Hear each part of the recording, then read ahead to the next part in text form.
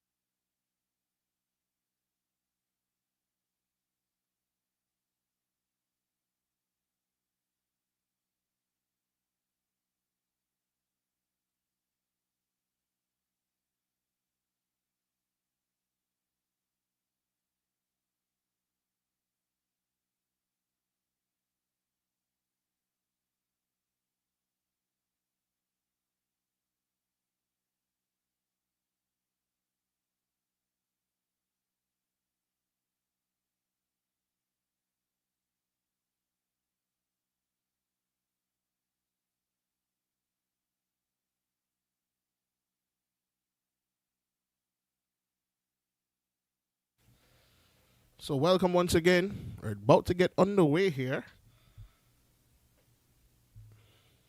It's approximately 3:33 in the afternoon. Coming to you live from the Jimmy Powell Oval in West Bay. Opening bowling from the pavilion end, Adario Walcott. He'll be bowling to Romario Edwards, promoted to the top of the order today, along with Davion Codner. Keeping wicket, the national team skipper Ramon Seeley. He's there alongside Pearson Bess at first slip. It should be a pretty good game. I want to welcome you all.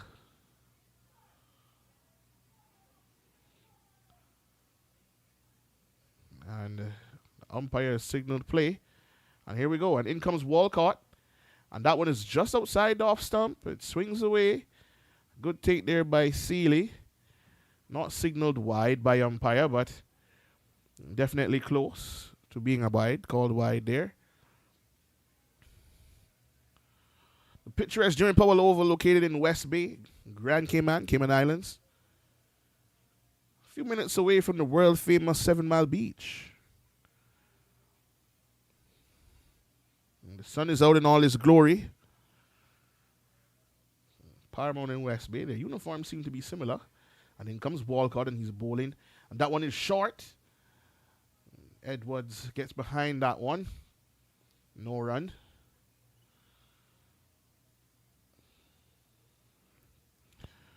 We had a game earlier on today between Tamil Nadu and the Cayman Youth Academy. Tamil Nadu winning that one fairly easily by 6 wickets.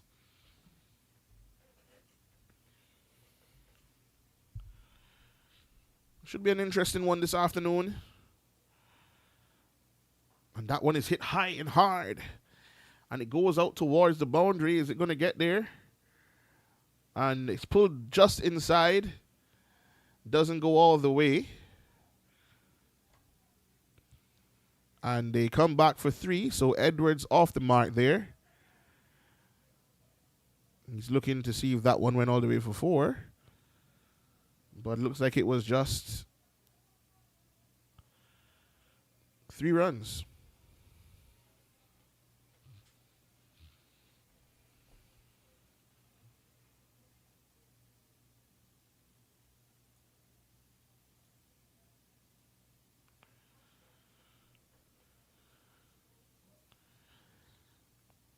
So in comes Walcott. He's bowling now to Cordner.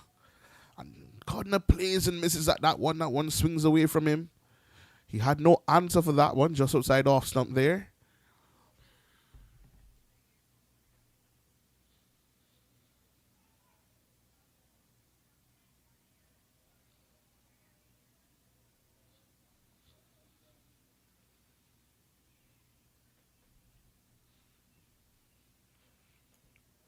And in comes Walcott again. And that one is hit by Cordner for one. And no run. 1 run, sorry, comes from it. Good over here by Walcott so far. You know that he's looking to pick up a wicket. Hasn't been able to do so just yet, but he'll believe that he can pick up one of these two batsmen. And that one is hit high up in the air. Will it be taken? It's just out of the reach of Murrow. Off the toe of the bat. And that brings us to the end of over number 1. The score, 5 without loss.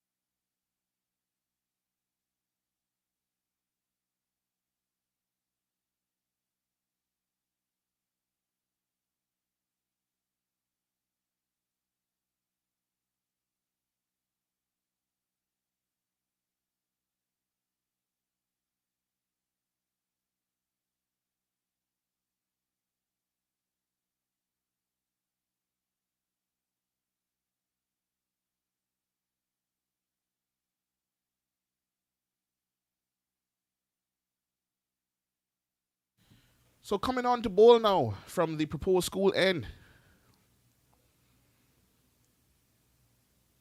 Carl Terrell. And he'll be bowling to Edwards.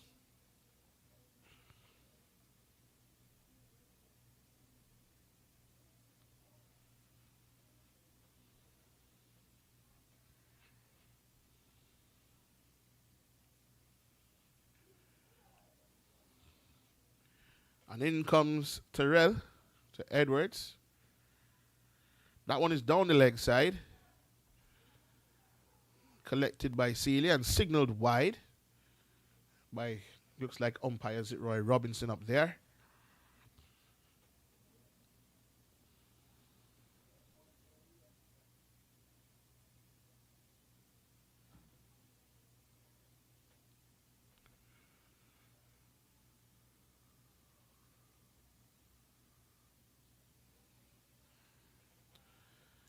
So in comes Terrell again.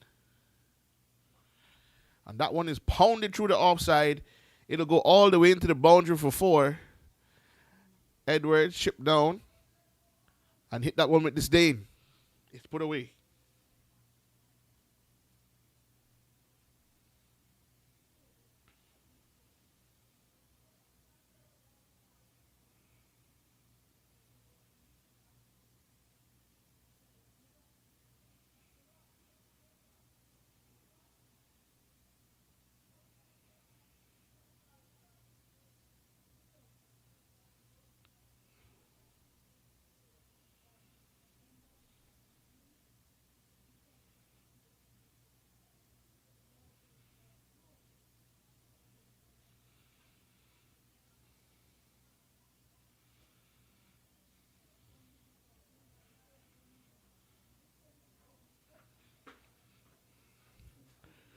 And in he comes again. Terrell to Edwards. And Edwards plays that one down the leg side, picked up by Pearson Best. Only one run there.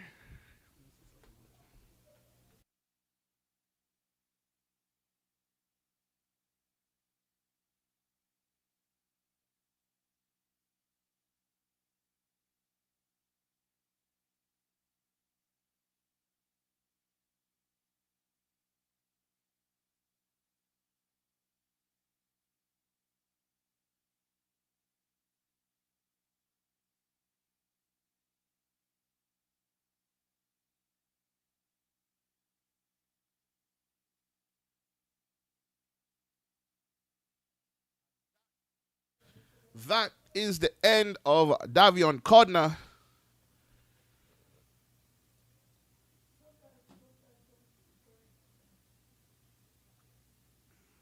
It's bowled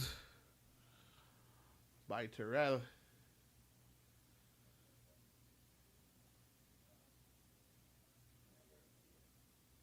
For one.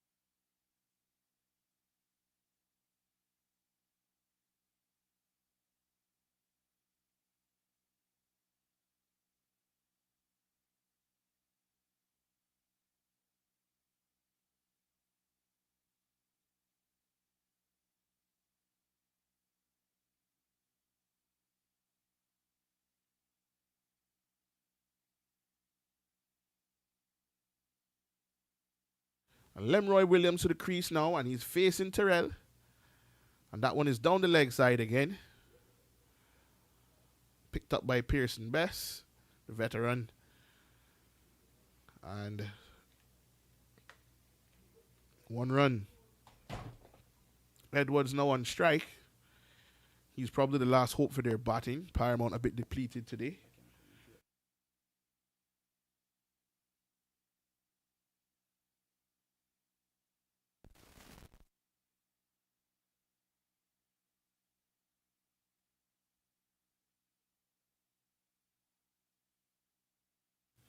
And that one is hit high and hard, and it goes all the way back for 6. That one is put away. Out to the deep mid-wicket boundary.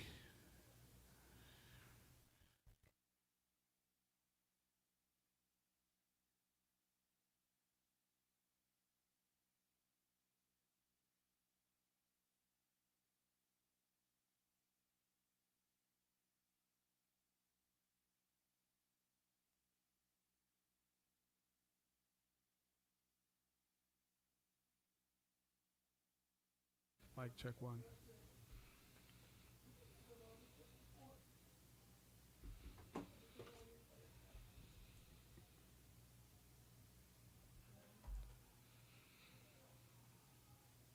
And that is the end of Edwards. Who would have thought that one spliced away off of this Terrell over. Terrell picking up the 2 big batsmen here. That is the end of him. Well, Ricardo, it's a rather disappointing end to what looked very promising from Edwards. Simple catch to Jamil at point. That looked to have hit the outside of the bat, just on the outer part of the bat. He's looking very disappointed walking off, but I think he, based on the situation, could have a longer look to see what's going on before went on the attack. I know his game plan is always to go on the attack. However, I think in this instance, could have had a little longer look before going after the bowling. Yeah.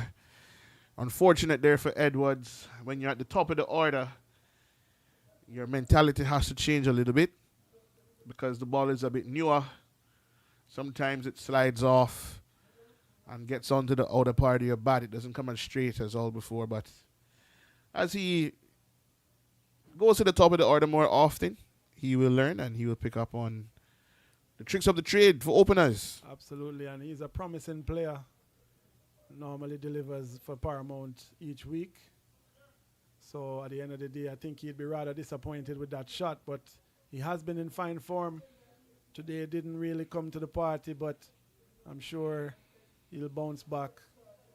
And I think right now, Ricardo, I think Paramount at 18 for 2, even though it's not a very slow start, it's pretty quick. Scoring at 9 runs and over, still pretty concerning that two of the better players are in the hut. Oh, yes, definitely for sure. Paramount being depleted today. Some of their players overseas on a tour currently. So they'll be looking to get on that one. Loud appeal for that one from Walcott, but not given there by the umpire. Seemed to be sliding down the leg side a bit. But a really, really good shout there by Dario Walcott and the team. Probably just escaped. Did Lemroy Williams, that one probably just sliding down. Dario getting the ball to naturally go away from. That's a beautiful delivery. Looking to just angle in towards the batsman and then at the last minute just swerved away. Lovely swing bowling. Batsman was tempted to go for the drive. Fortunately for him, it missed the outside edge to the keeper. Yeah, this ball seems to be doing a bit from this end. He has to get that right foot across and cover his off stump, but right foot not really moving. Well, I think with Dario noticing that swing can't be going into the wicket. If you're getting that swing early, you want to be giving the ball enough chances to swing through the air.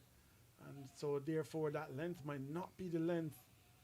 Even with the fact that you've got 2 wickets down, it's a much better option to go full, allow the ball to swerve a bit, and get the batsman asking questions in the early stages. You have a slip in place as well. And so, that option would be a good option to go full. Yes, this is probably the most movement I've seen by an opening bowler so far this season. Walcott here seems to be moving it away from the right-hander. Let's see what he does with the left-hander. And that one is in the air and goes all the way down to third man for 1. Picked up and thrown in. And Ricardo is definitely some movement around in these first power play overs. You can certainly see once you've given the ball some air, it does seem to be swerving slightly inwards to the left-hander, outwards to the right-hander. So Dario, if he's thinking what we're thinking, he has to go full and straight. Yeah, let's see if he has on his thinking cap today. Seems to be a little bit of a change in the field here. Another man coming into the offside. That's a good move, I think. With the ball going away from the right-hander, you want to strengthen that cover area to make sure that anything on the outside of portion of the bat, that someone is there. Don't watch now, but there's a baby on the field. We have a streaker. And there's crocs everywhere. He wants to get out there and join the action. I think that's the son of one of the players. Nice full straight. Again, not very easy to pick up those full deliveries, even though that one was a little bit wayward. Maybe a little bit too much on the leg stump. That delivery needs to start it just around middle and then allow the ball to do what it does with at this early stage to go away from the right-hander, and then you might be in for a shout. Certainly looking for that outside edge or even bowled towards the off stump. Williams looks to be a bit late on the ball here to me. So I'm not sure why Dario hasn't pitched them up and bowl towards his pads, but brings us to the end of over number 3. The score now at 20 for 2. Dario Walcott operating from the pavilion end. And the wicket taker, Carl Terrell, he picked up 2 in the last over. Took a bit of stick. He went for 13, but he got 2 important wickets, those of Davian Codner and Mario Edwards.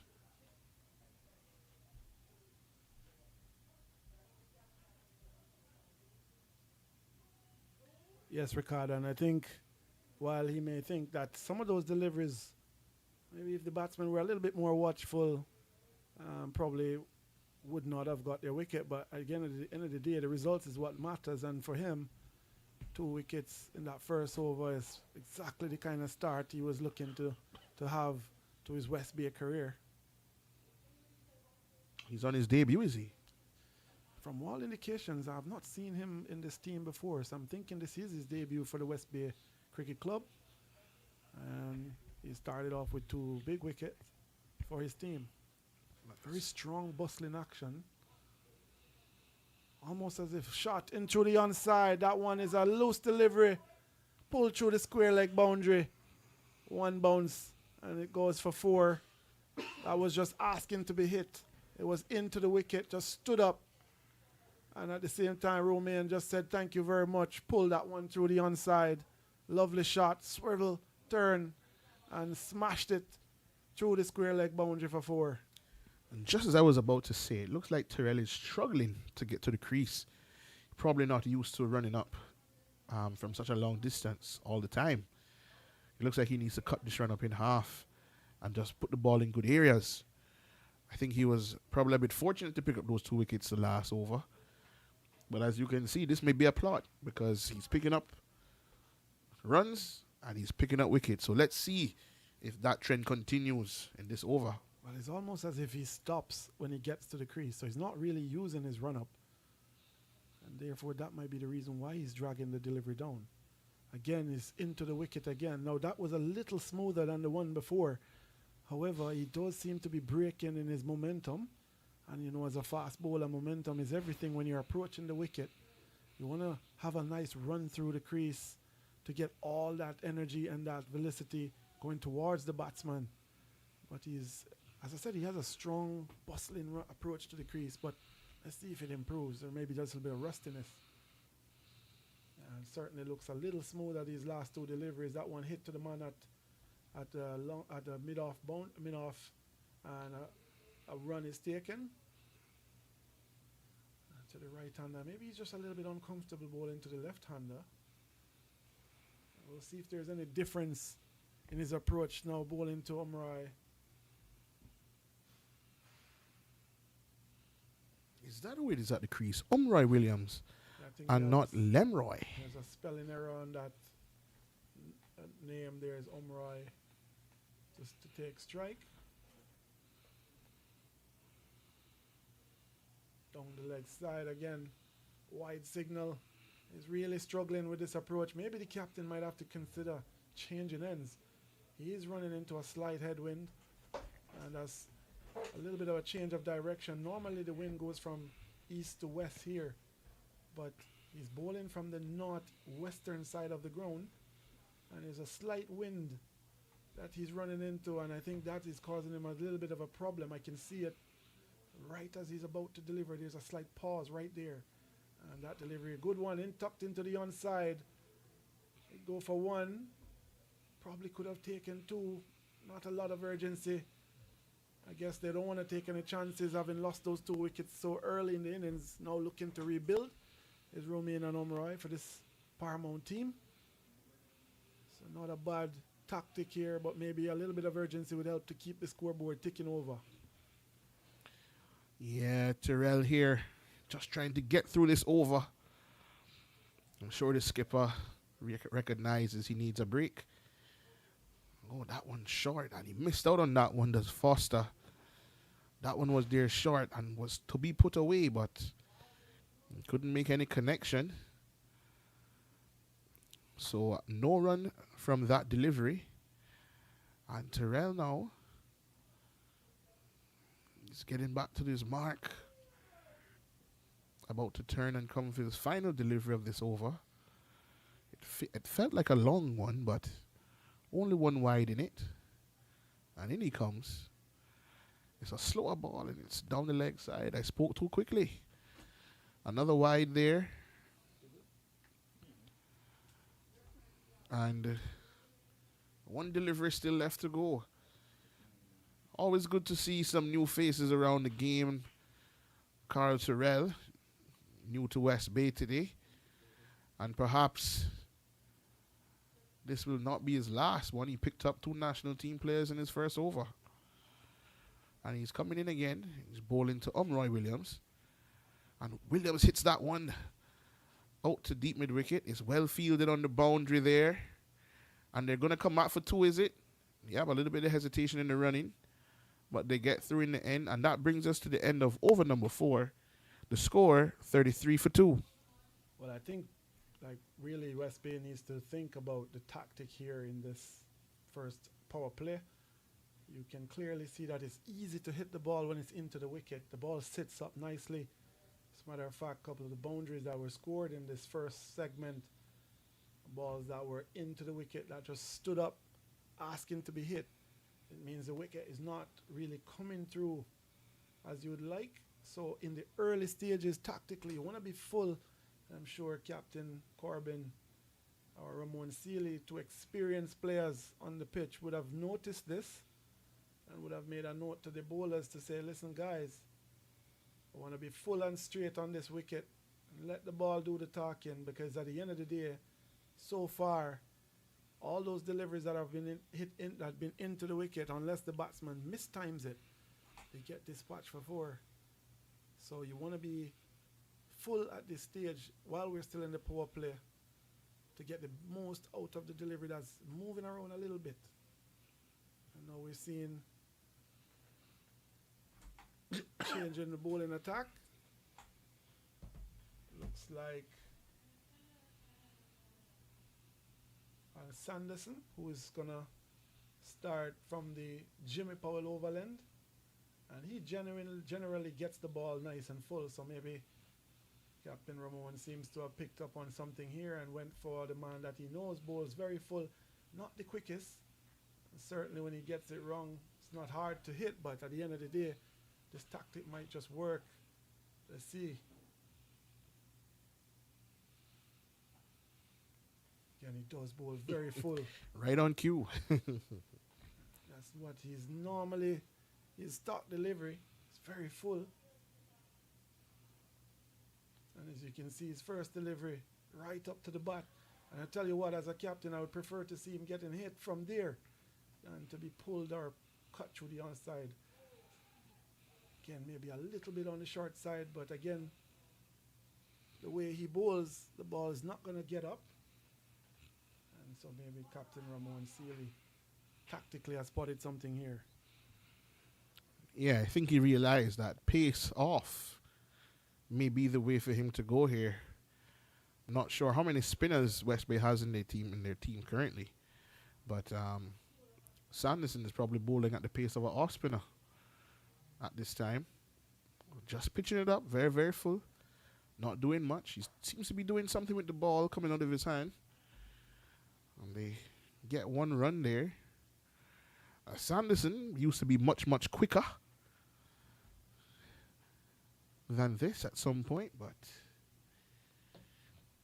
I guess with age and time, he's slowed down a bit. But still a very consistent campaigner. Gets the ball in the right areas. And definitely a full team man. He leaves it all on the field. And he's now bowling to Williams, and Williams just comes forward and pushes that one into the offside. And no run there, no run taken.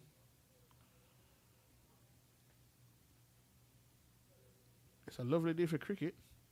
Lots of sun, a light breeze, and that one hit in the air, goes out to deep mid wicket, picked up, and only 1 run for that shot. Good piece of fielding. Well, I think there's a slight little partnership here building with Romain and Omroy. I think a nice little rebuild. I think we were at 18 when 2 wickets fell. And a slight rebuild happening here Again, there are the luxury of starting scoring very quickly. So at the end of the day, the scoring kept up pace, still at 7 runs and over. So they have an option of just pushing the ball around for now and waiting on those loose deliveries. Again, full delivery. As you can see, not easy to hit the ball that's full. Sanderson tactic is working so far in this over. Only 2 runs from it. And you can see deploy tactically full is the way to go so far. Yeah, it's interesting that a bowler like a Dario didn't pick up on that sooner, because the way he was swinging the ball, he would have probably picked up on that wicket at least for West Bay in his opening spell. But I'm sure that they'll keep him for those death overs, just in case anything. He'll have to come back and bowl in the death. And coming on to bowl now, from the proposed stands end, that's what I'm calling it. Looks to be the leg spinner.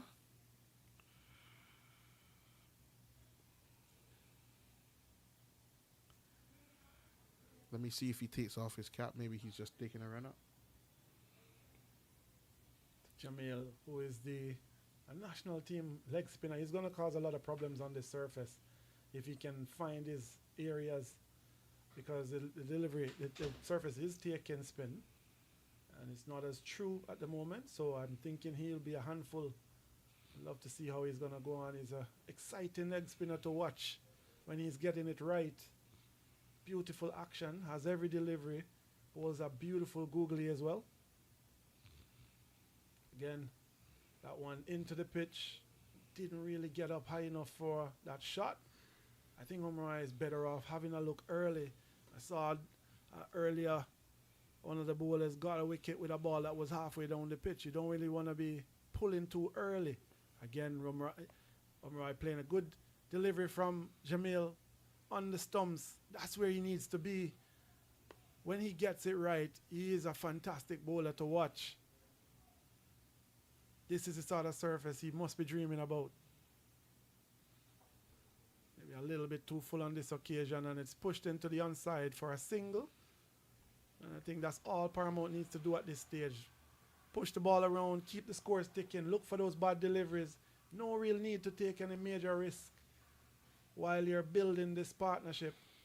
There's always the chance to attack later on. But you want to make sure you put yourself in a good position, having lost 2 wickets very early. Yeah, a good start here by Jamil. He's usually sometimes a little bit too short, but he seems to be getting his length right today. And just as I say that, commentators curse. Well, I think he went for the top spinner in that occasion, maybe gripped the ball a little bit too tight. As you can see, the ball had a little bit more pace on it. And so I'm not too worried about trying to attempt that, because at the end of the day, you know, you want to be attacking. I think his job is to come in and maybe break this, what looks to be a partnership at this stage, just building. And with his ability to take wickets, he should be trying to give his team a wicket at this stage. So I think that's why he went for that top spinner, just maybe gripping the delivery a little bit too hard. But he does have a good top spinner as well. And all he needs to do is to settle down and hit his areas, and then let that delivery be a surprise delivery. And obviously getting some turn and bounce on this occasion. And what he wants to do, Ricardo, he wants to be bowling that delivery just on the middle and off stump. And you want to be getting 2 or 3 of those back to back, and then bowl your top spinner. Lovely again. So now that he's got 2 leg spinners in, maybe he should have started this earlier in his over and set the batsman up. As you can see, Omrai is going on his back foot, looking to play that cut shot, and that's when your top spinner and your googlies becomes effective. And he would have learned this through experience, and I see him having a word with the captain. And I'm sure that what he's saying to Omrai is, bowl your deliveries, your stock delivery, and then make your top spinner and your googly be the surprise. You don't want to be experimenting, giving the batsman a chance to see what you're doing without having set him up and him expecting something that you're going to surprise him. So on this occasion, you want to be bowling those leg spinners and then go for the googly and the top spinner. Yeah, and the way that the batsmen are batting now, they're planted to the crease. They're not really using their feet. They're not moving around the crease, not peeping and then coming back or going forward to look at him. So he should be able to trap one of them with that top spinner, as you've said there. Probably trap one of them LBW, because it doesn't seem as if they're picking up the line, the length, or even picking him from the hand. So we'll see how his next over goes. It should bring him some reward, I think. I'm sure that these two batsmen now will start to try to push on a little bit more. They've kind of gone through the rebuilding stage, and the field has now been pushed out. 5 fielders now outside the circle, and all 5 are being used. So it'll be interesting to see the approach that they take here. Oh, and that one, he tried to pull it. It's going down to fine leg. And the keeper, Ramon Sealy, chasing that one down. And he throws it in, and they get back for 2. And Ricardo, I think I agree with you. The platform is now set. The rebuild is certainly full and ready. And they're at 18 for 2. They're at 41 for 2 after 6.2 overs. I think at this stage, they may be looking to get a boundary each over now and to try and keep the runs on from here. Yeah, they're going to want to apply some pressure. Oh, wow. Those full deliveries still causing problems. Maybe in this case, Omrai maybe dipped a bit too early. Didn't keep his head in line with the ball in order to play the shot. But again, you want to be bowling nice and full on this surface. I think you have much better options when you do that. Yeah, I think Umroy here needs to do what we say, stay in the shot. So make sure that he's hitting the ball under his eye line. Yeah, he's pulling up so quickly there. He's not able to make proper contact with the ball. He's getting a lot of inside edges and outside edges. And I agree with you, Ricardo. I think there's a technical flaw in how he's trying to play that shot. His bottom hand is taking over, and his head is then going towards the leg stump because of that. And therefore, he's losing the line of the ball and the trajectory of the ball because he's also upright. You want to stay nice and low with your head going towards the ball in order to play that shot. Yes, exactly. Again, that one is in the slot, high and handsome.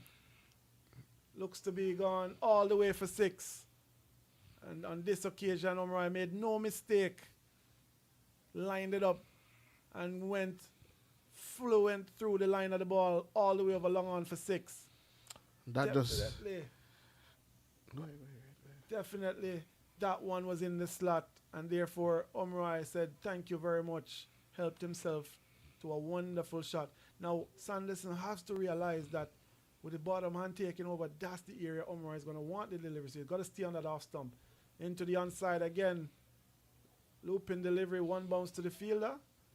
Takes 1. And I think tactically Sanderson got it wrong towards the end of that over. Omrai was obviously struggling to hit the ball on the off stump. And then that one just strayed a little bit too much on the onside. And when you see a batsman gripping the bat that way and hitting towards the onside, you don't want to be bowling in the area that he wants you to bowl. And Omrai played a lovely shot over long on for 6. So that over, a good over for Paramount. And the rebuild is really and truly in full flight now. That last over going for 12. And that's quite probably one of the biggest overs so far. Maybe over number 2 went for 14. So one of the biggest overs so far. Sanderson getting it completely wrong there, Ricardo. Yeah.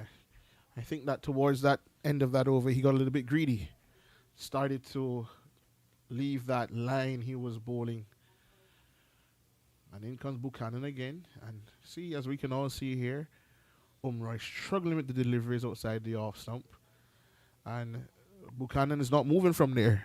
And here's where Jamil Buchanan needs to be smart, needs to hit that line again. Another leg spinner. There you go. Well done. In the air, 1 bounce to the man long on. A high degree of risk in that shot. And so I don't mind this from Jamil. Keeping that off stump line, ball going away from the right hander. Unfortunately for him, this occasion, Umar was able to tuck that one in through to the long on fielder, but Jamil bowling with the right intention. Now to the left hand, I may have to adjust his length a little bit here, but certainly his line, making sure he gets the field precisely correct. Good start. Beautiful delivery, that one. That was definitely the slider. Came out the front of the arm. Lovely delivery. Well played in the end by Romain. Another good delivery again by Jamil. He certainly is into his rhythm. Bowling quite well here. Doing a job for his team. No rewards just yet.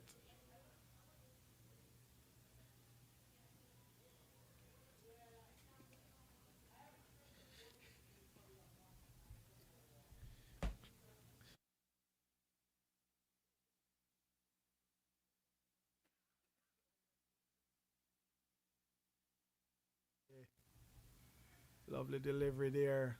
Bounce, turn. I think Jamil, if he can get 4 or 5 deliveries together to the right-hander, I believe he's in for a chance.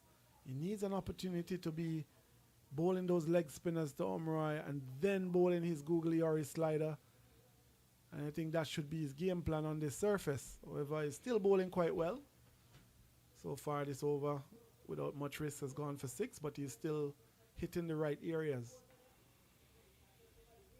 Again, a good delivery through the offside, tucked in for 1. Picked up by the man at cover. And that actually was a bye.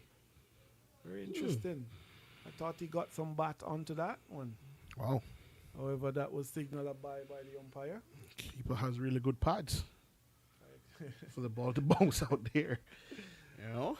Absolutely. It's not like he's even bowling pace, so the ball wouldn't really rebound and go there, but it's interesting. Sanderson continuing from the pavilion end. He's continuing from the pavilion end. And he's going to be bowling here now to Foster. Foster is on 12 from 14 deliveries. Umroy on 20. That one played into the offside, but no run, straight to the fielder. That's a much better length by Sanderson and line. Into the left-hander, you can afford to be just in front of the off stump. Always a very, very loud appeal there by Sanderson. Looked to be sliding just down the leg side, I would say. Good delivery. Didn't really get up much. Romain was pulling over the height of the delivery. Sanderson in with a shout. I think I hope he learned his lesson from the previous over to Umrah. You want to be just outside the off stump. Looking to hit that off stump is the best option. A little bit too straight again, I believe. Yeah, that one was a little bit too straight. But Williams not able really to get under that one and go over the top as he did before. I see him glancing to the leg side now. So let's see if Sanderson can hold this one outside the off stump. He's going to look to want to score from this delivery. And he goes down the leg side again. Looking to get away with that one. Looking to get away with just a wide. Williams was looking for it. And the ball was there to be hit. Well, Ricardo, he certainly looks a lot more comfortable playing through the onside. So Ann Sanderson might be missing the trick here. That's a much better area. As you can see, tugged into the onside. Bottom hand taking over. Goes for 1 to the man at long on. But certainly not as comfortable hitting the ball through the offside as he is through the onside. So Sanderson's got to know tactically now to keep that ball outside the off stump to Umroy Williams. And certainly when he hits it on the onside, he hits it well. So he is scoring. Moved on to 21 now off 25 deliveries. Yes, the scoring rate not really a problem here. Scoring at 6.58 per over. That one hits the pad of Foster again. They don't get a run. Sealy able to prevent that one. So Sanderson won't mind that. I think at this stage, Paramount has done one thing very well. That rebuild certainly has gone well. I don't think West Bay believe that they've gone away with the game, but certainly that rebuild has happened. And now from 18 for 2 at 58 for 2, certainly constructed a bit of a rebuild here, and Paramount now might be looking, while they're missing a couple of their very hard hitters down the order this weekend, might be looking to push on now. I think anything around 120 on the surface might be challenging. Yeah, 120, 130, 140. Have to remember that West Bay does have the young gun Ramon Sealy in their team. Can't really say the young gun anymore. The gun. Yeah, Ramon Sealy. He is a fine player to watch when he's in full flight.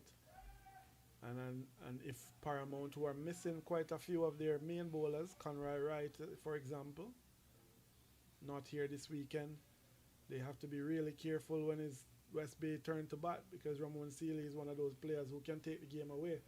And they have a few other guys who have been in good form. Brian Corbin himself, Dario Walcott also has been in fine form.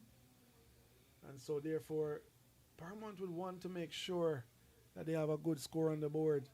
Have about 120, upwards of 120, 130. While I think, all things considered, that 120 would be a challenging score. However, I think to be safe, you want to be scoring 140 to make sure that you're in with a good shout. Well, the good thing today, Brian Corbin not in this team, is he? He is in the team. It's interesting. Yes, he's certainly in the team, and I see him earlier having a word with Jamil, who is now giving way. So a bowling change from the proposed school end here at the Jimmy Powell Oval. Looping delivery hit into the offside to the man at deep cover. Go through for an easy single.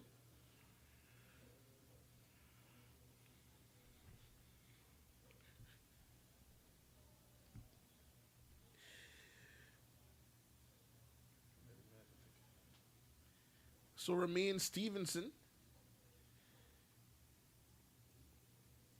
He is bowling here now.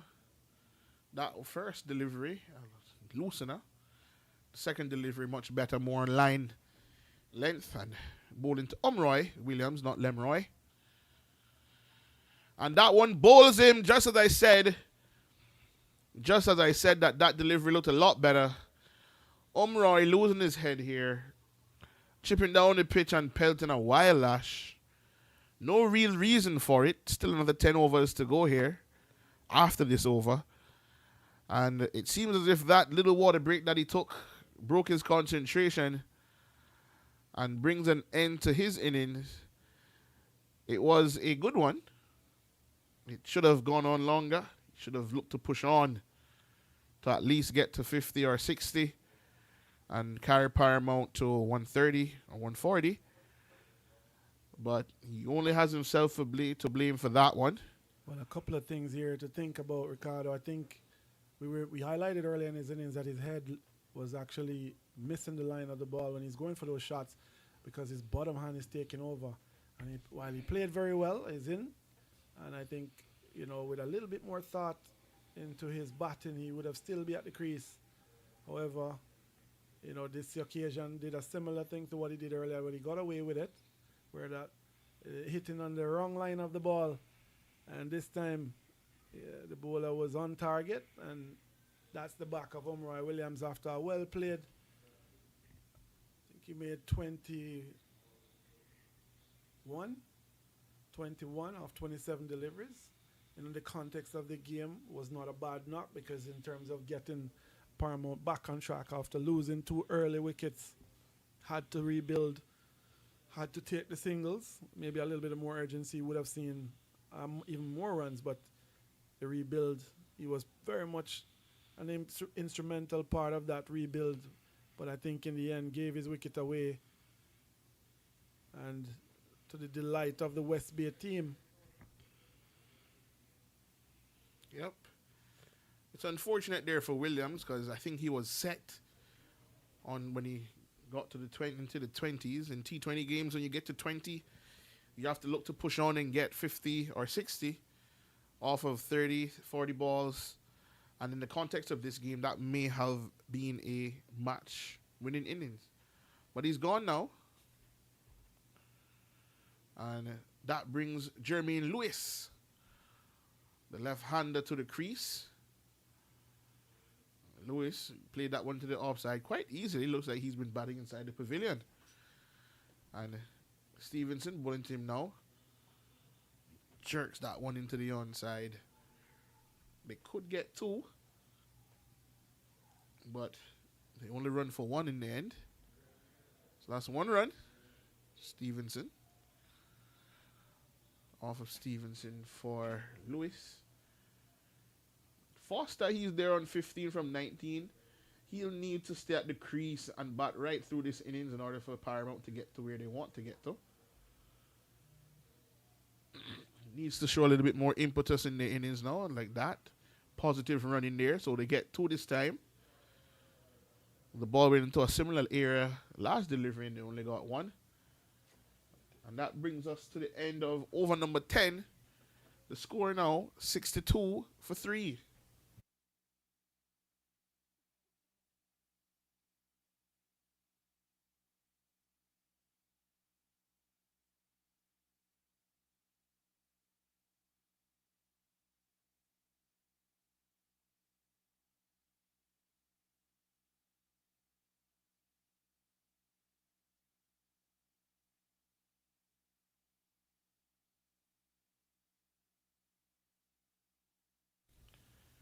So West Bay, they won't be too upset with the scoring rate, given how things started out. The score is 62 for 3 now.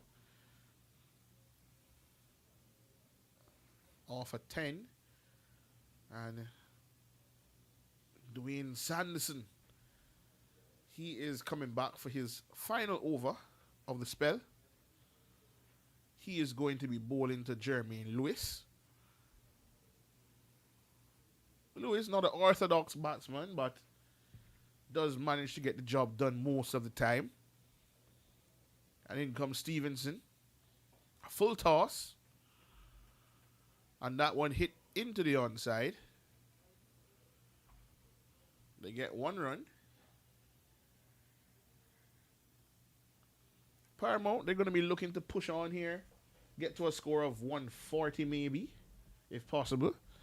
But I think that they feel that they'll be able to fight with 120. And in comes Stevenson once again. And that one bowls him. And that is the end of Foster. Foster, we were saying, would be looking to stay here and bat through this innings. But doesn't have the patience to do so. He lost his head. And that brings us to the end of his innings as well. Unfortunate one for him.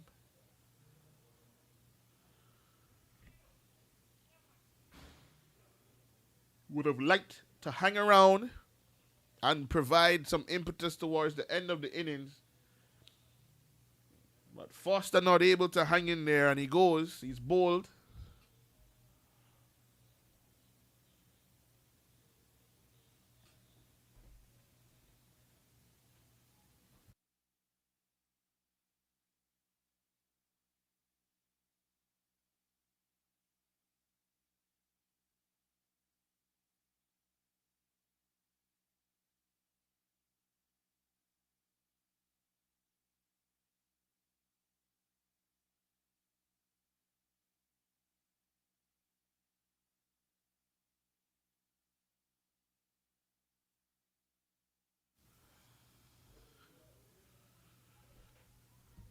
So that brings Tavon Edwards to the crease.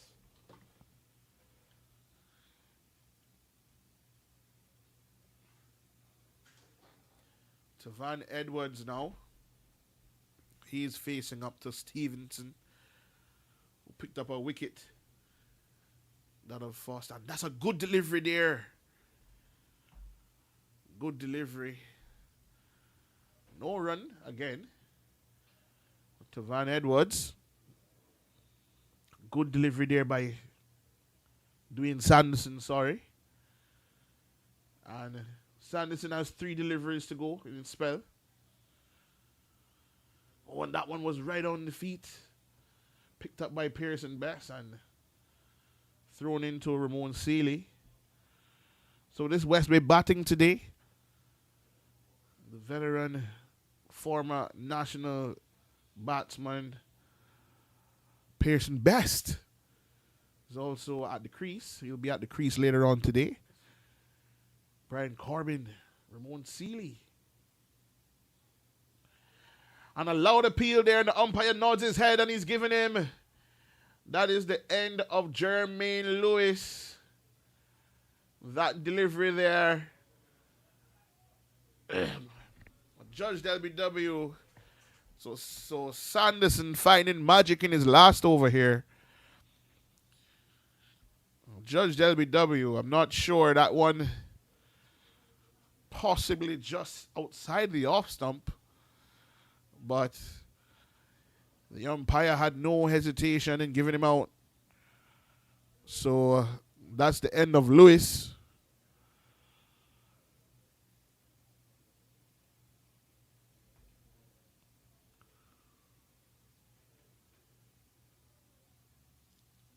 LBW to Sanderson.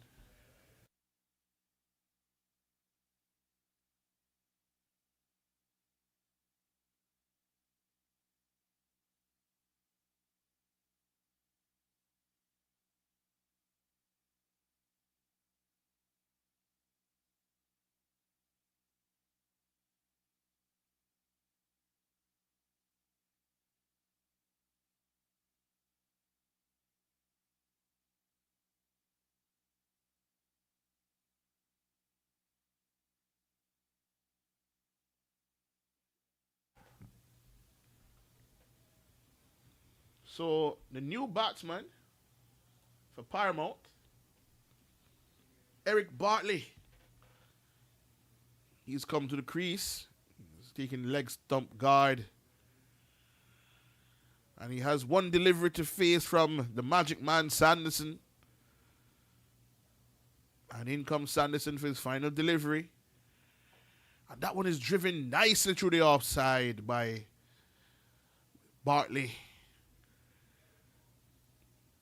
And they get one. Bartley looking for 2. Seems a bit ambitious here. And that brings us to the end of that Dwayne Sanderson spell. An interesting happening now. Bernie Bush. He's going to be taking the gloves from Ramon Seeley. So Seeley probably going to come on and bowl.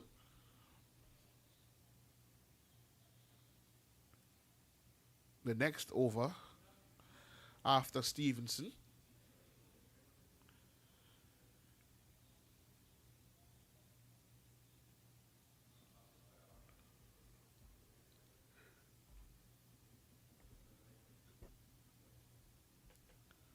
So Paramount now in a bit of a bother. 65 for 5 after 11 overs. West Bay is going to want to keep them to under 100.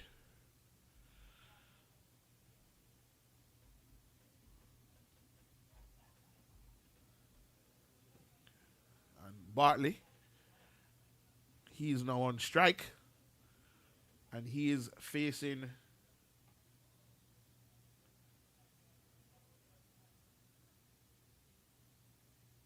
Romain Stevens.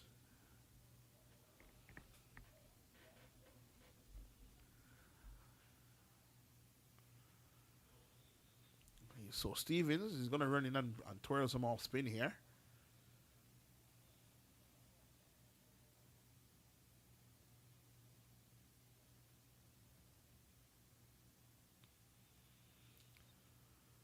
Bernie Bush behind the stumps.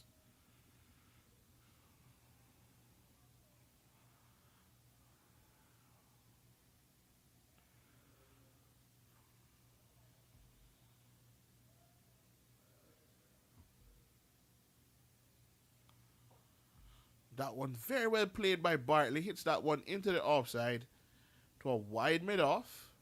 1 run taken.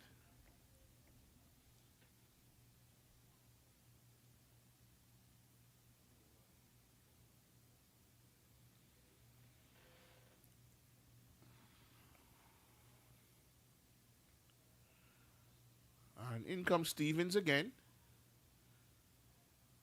This one cut at that one and he misses it outside the off stump.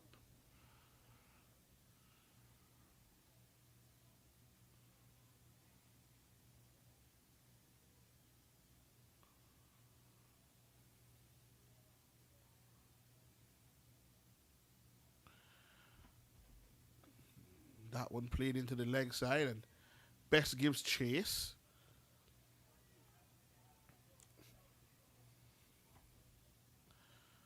And they get back for 3.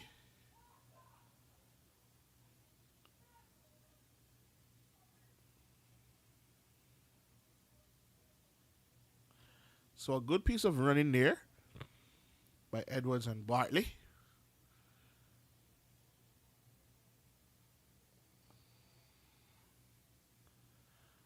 And in he comes now, bowling to Bartley, and Bartley plays this one nicely as well. Bartley played nicely here since his introduction to the crease.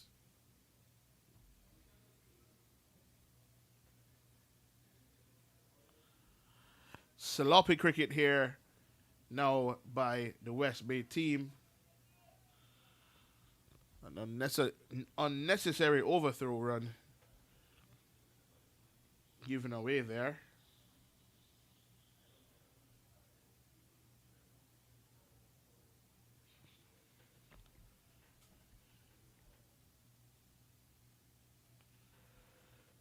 In he comes now, and this one hit high up in the air. Will it be taken? No, it falls in the middle of nowhere. 1 run there. Bartley getting a little bit over ambitious.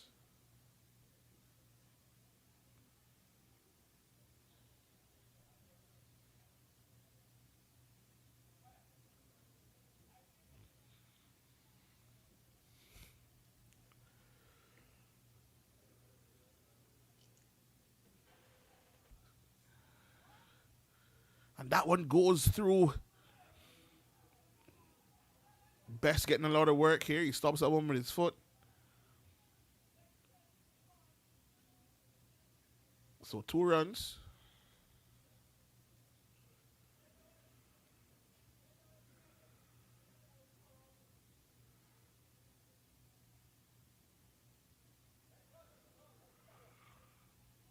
The end of over number 12.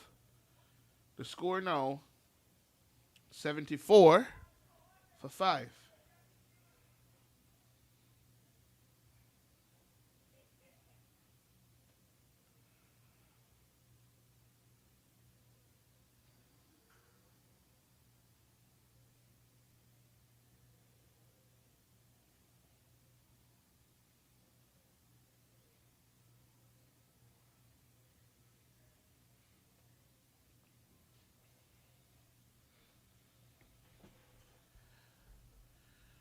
So as suspected, coming on to bowl now from the pavilion end, Ramon Seeley. He had on the pads earlier.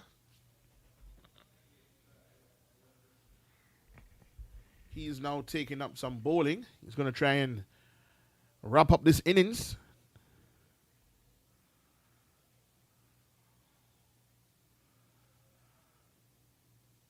Bernie Bush behind the stumps.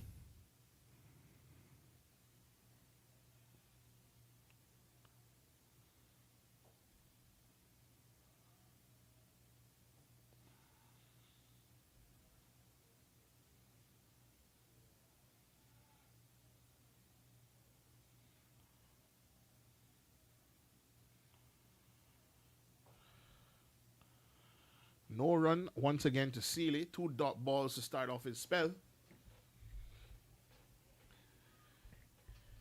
Probably going to try something different in this delivery, and that one is a little bit different. Are they going to take one? Are they going to run? Yes, they do. Should have been. It should have been nothing, but unfortunately, they squeezed through one run there. Bartley is asking for a cricket bat.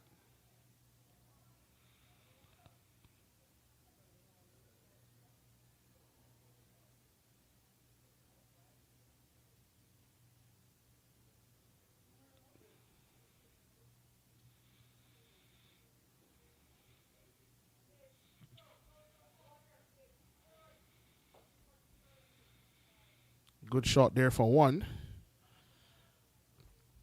Down to long off.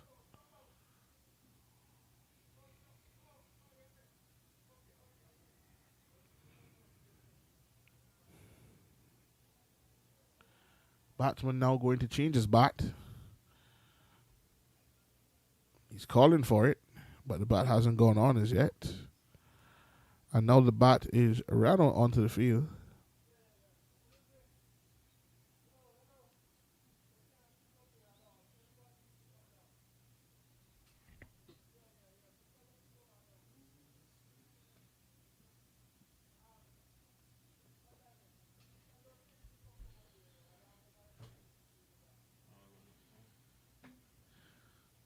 So the bat has been changed now.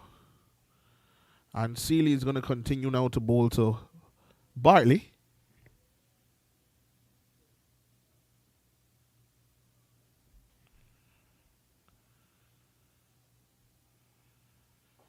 And Bartley swings that one high up in the air. It should be taken. And it's gone. An easy catch there. Just as he changed the bat.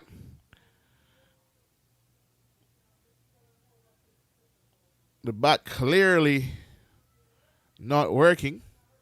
Didn't work out for him. And that is the end of Mr. Bartley. Unfortunately, not able to get a hold of that delivery from Ramon Sealy. And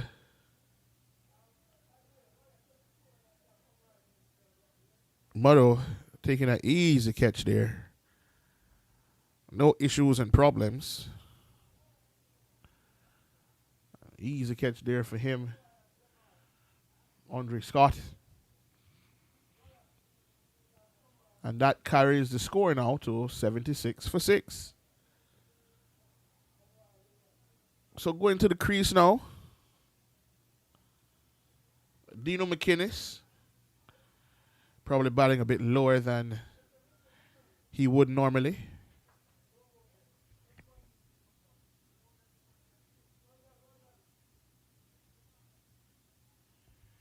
And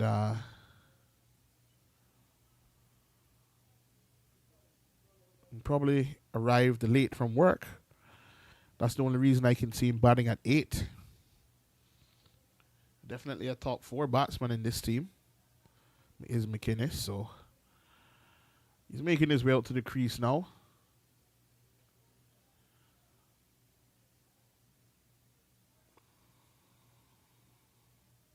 And he joins Tavan Edwards at this time.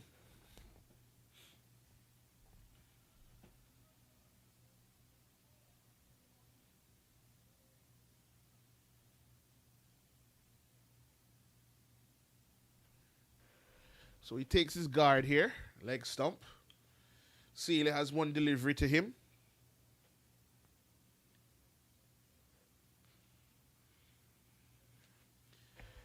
And in comes Sealy now.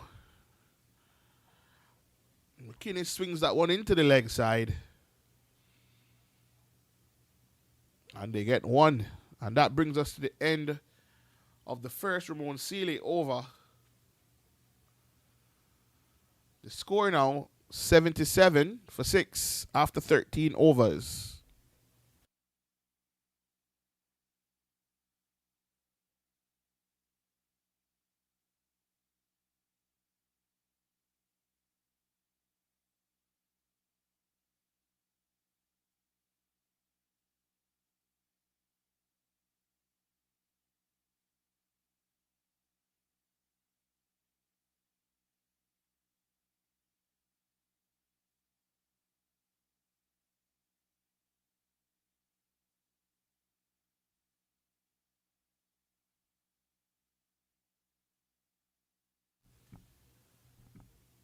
So West Bay pulling this one back. The score now 77 for 6. Paramount, they're still going to look to push on to 120, 130.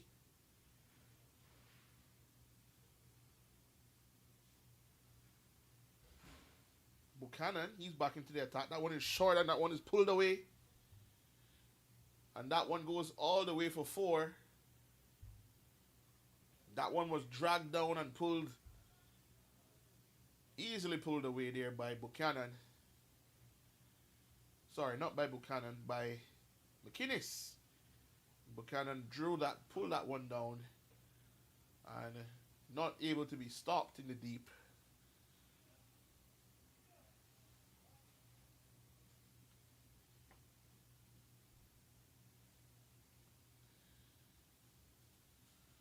McInnes, after hitting 4, changing his bat.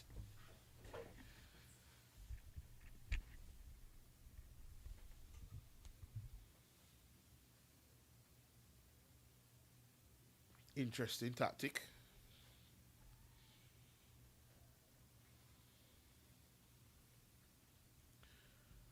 So in comes Buchanan again.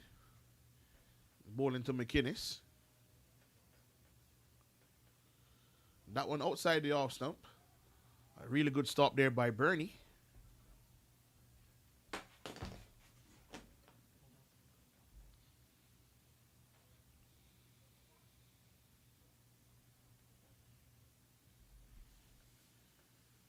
And in comes Buchanan again.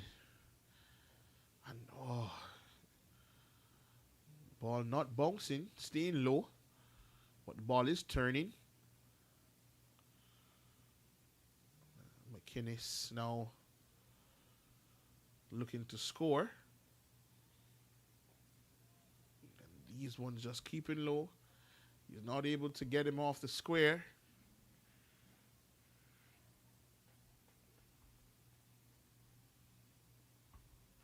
And in comes Buchanan now.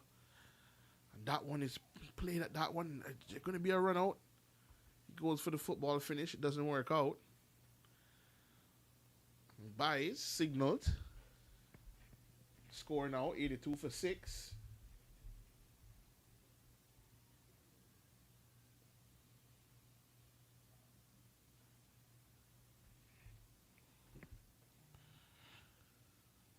So lovely weather here at the JPO. Lots of light.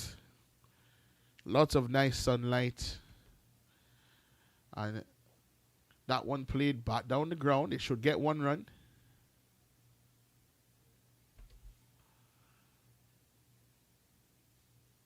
They're looking for another. And they take it easily. Another set of slack cricket here by West Bay. Giving away unnecessary runs. Brings us now to the end of over number 14. The score 84 for 6.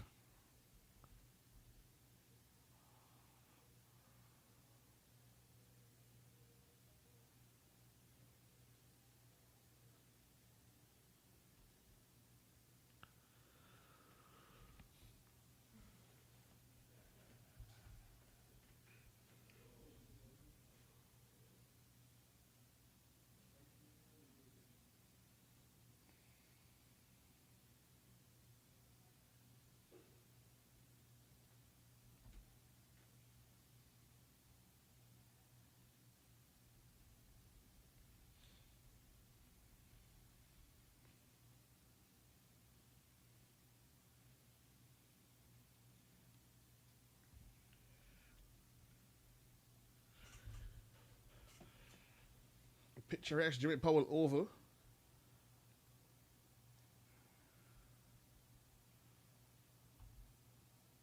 And Dario Walcott is back into the attack. As suspected, and he's right on the money as he starts. Straight on the stumps. No run.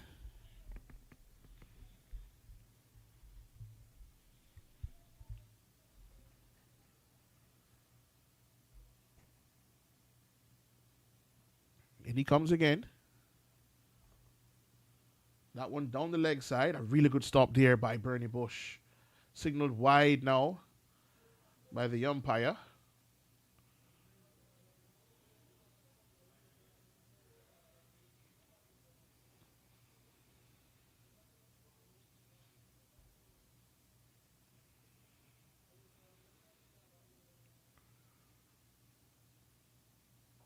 That one is hit, dragged into the leg side, and deep backward square comes around quickly and throws.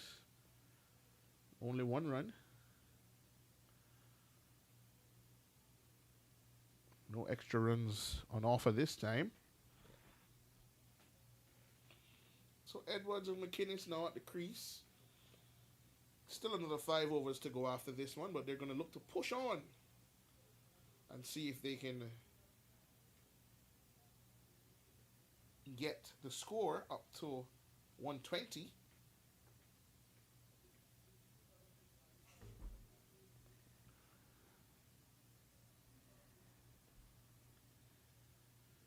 And McInnes, is that McInnes or Edwards?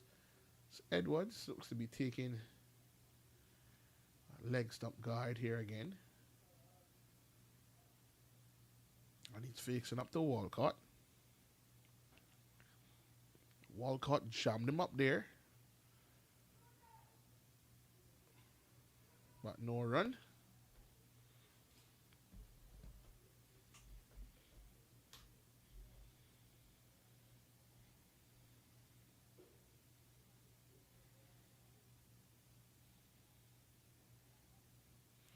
That one now down the leg side. They should get at least 2, and they do. Returned by Pearson Bess.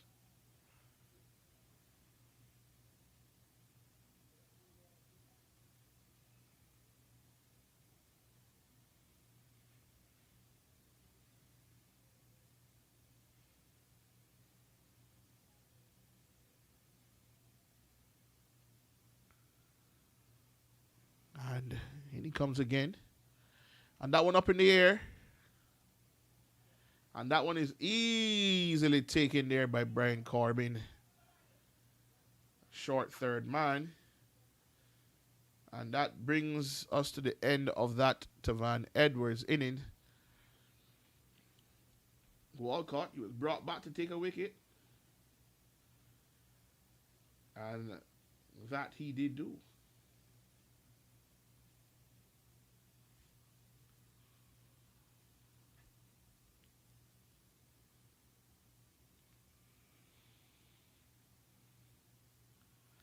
So the score now, 88 for 7.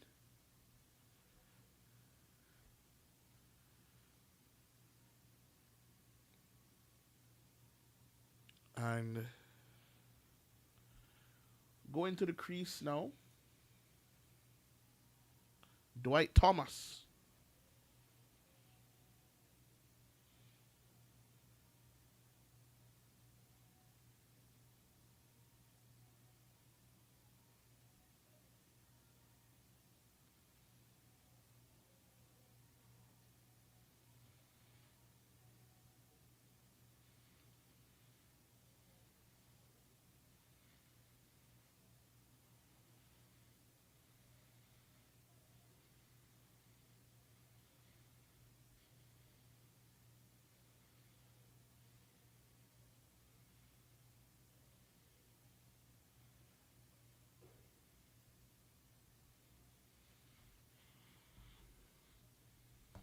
So Dwight Thomas now,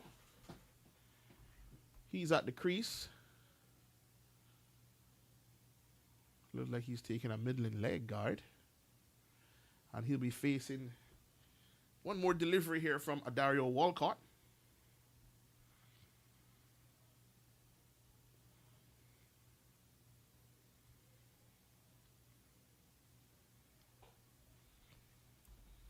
That one is hit into the offside for no run. Brings us to the end of that Walcott over. The score now 88 for 7. West Bay won't mind this. They are keeping the Paramount score reasonable. They would like to keep it to under 100.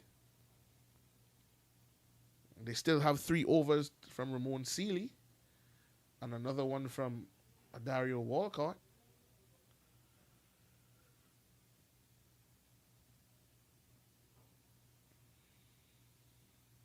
Stevens also with a couple left in the tank. So it's shaping up to be a good game here. The wicket's going to be a little bit challenging.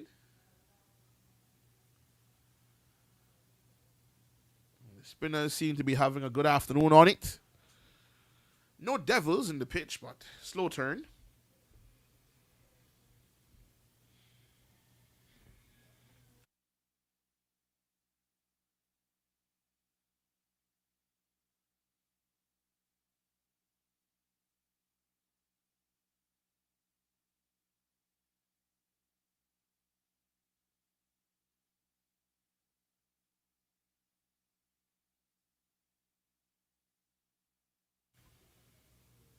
So Seeley now, he's coming on to bowl from the... Is he? Seems to be some confusion here.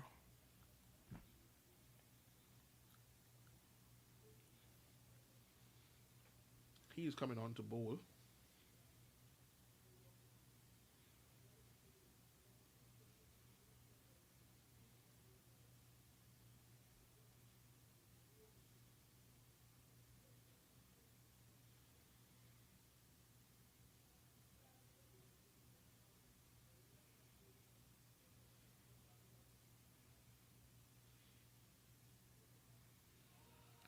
And Seeley appealing loud there. And he is given air by the umpire. That is the end of Dino McInnes. I believe is actually out stumped. Just waiting here just to find out how he's gone. Update from the scorer. But I think he's out stumped.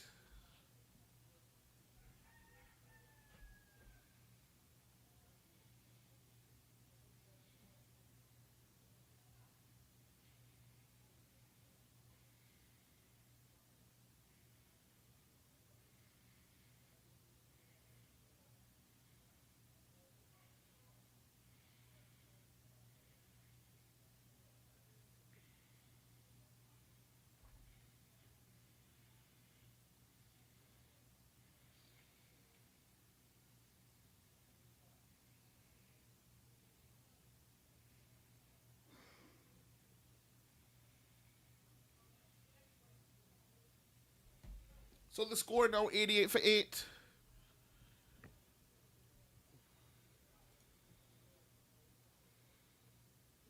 And Dino McInnes goes stumped. Mark Tennant has made a return to cricket after a while. He's at the crease now.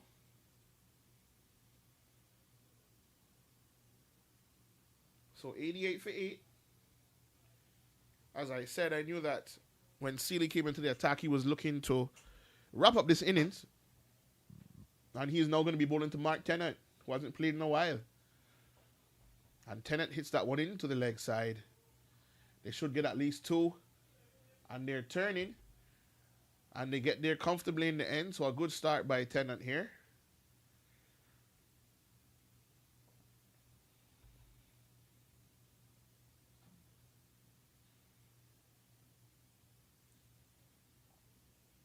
So it's going to be Seeley to Tennant. And that one is dragged into the leg side as well.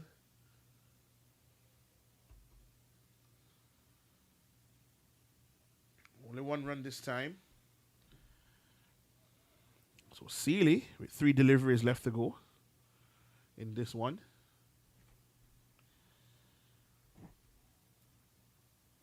He's now going to be bowling to Dwight Thomas.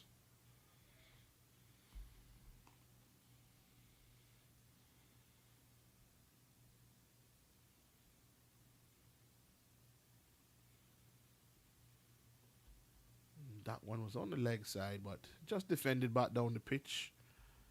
No hassle there.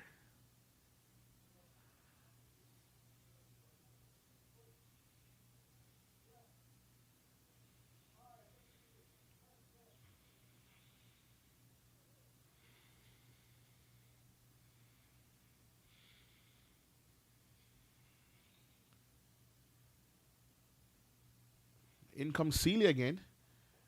And that one is played straight back to him. No run once again. Paramount now, 91 for 8. One delivery left to go in this Ramon Sealy over.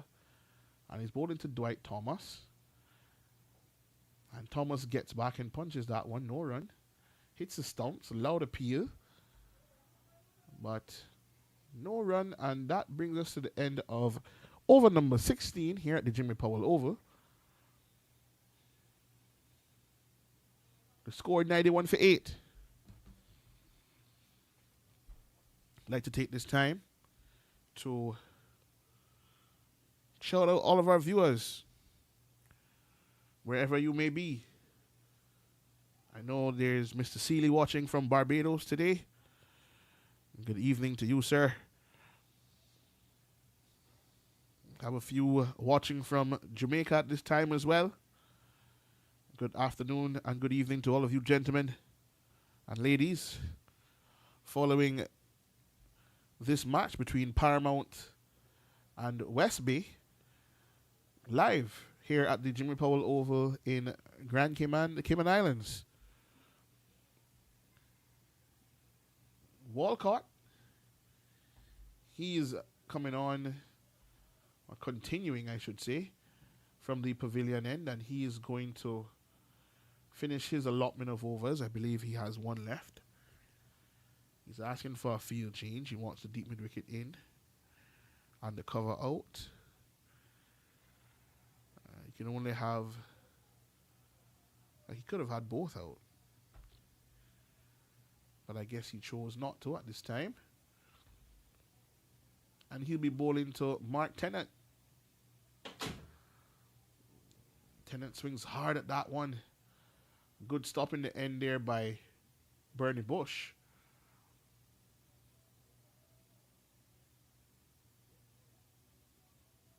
That was on the edge onto that one, it would seem. No signal from the umpire. So the score now,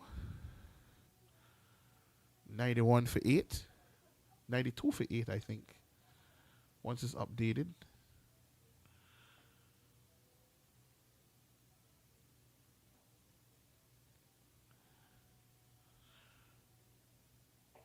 That one is played back down the pitch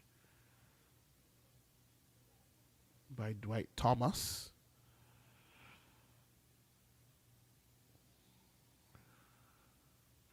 And no cricket on here in the Cayman Islands tomorrow.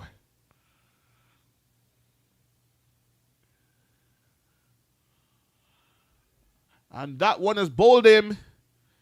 Walcott, he's come back into the attack. He's bowling wicket to wicket stuff. And that is the end of Dwight Thomas. He goes bowled. Paramount trying to get to 100 runs here. Not sure if it's going to happen. And going out to bat now, the youngster, the Havion. He played in the game earlier today as well.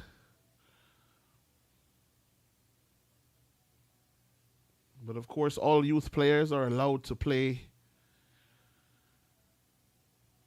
all ends of the sport and for all teams if teams need them to. So he'll get a run out today for Paramount.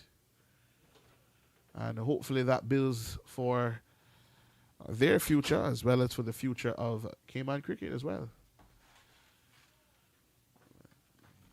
He has a few overs to negotiate here.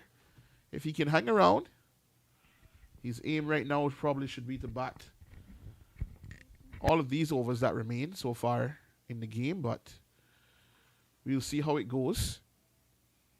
I know that West Bay will have other plans and be thinking that they want to wrap this one up and get off of their feet for a bit and let the batters do their thing. So in comes Walcott. That one is a little bit short.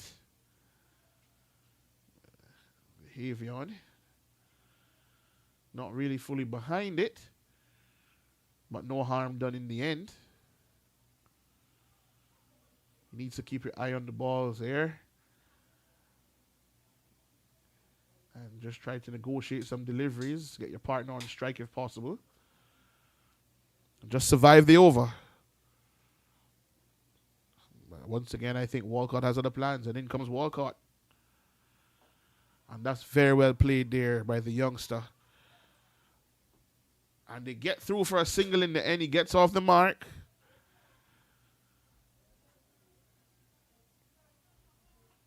He would have been run up by a mile there. But he calls him and he gets him under. He gets his partner on strike. He did his job. It was risky, but it worked. And let's see now if Tennant can survive this over. 2 deliveries to go. I know he's going to have a hit at this one. And he does. Not able to negotiate that delivery very well. Hits his body. And that brings us to the end of the over. Yes, it does. The end of over number 17. 93 for 9, the score.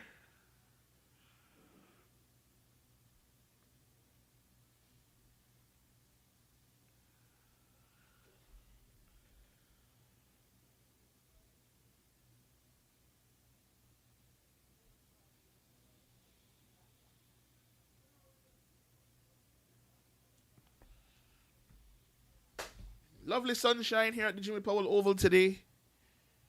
No clouds in sight. No rain clouds, that is.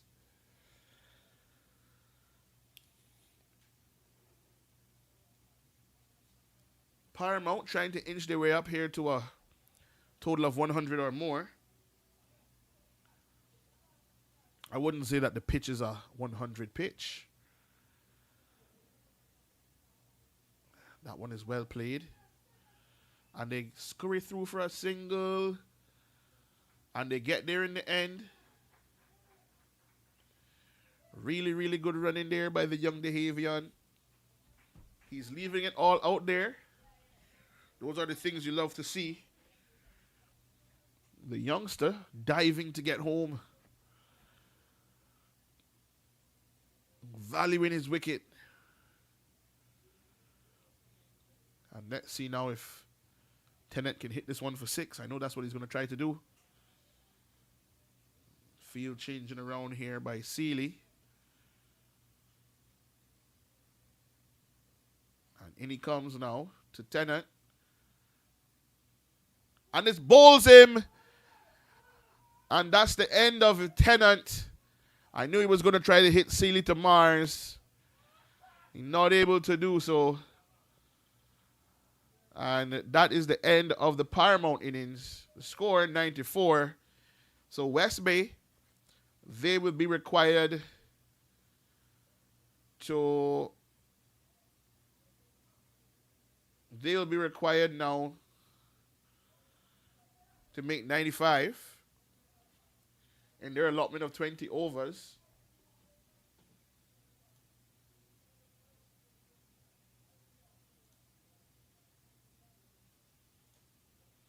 So just a review of the scorecard.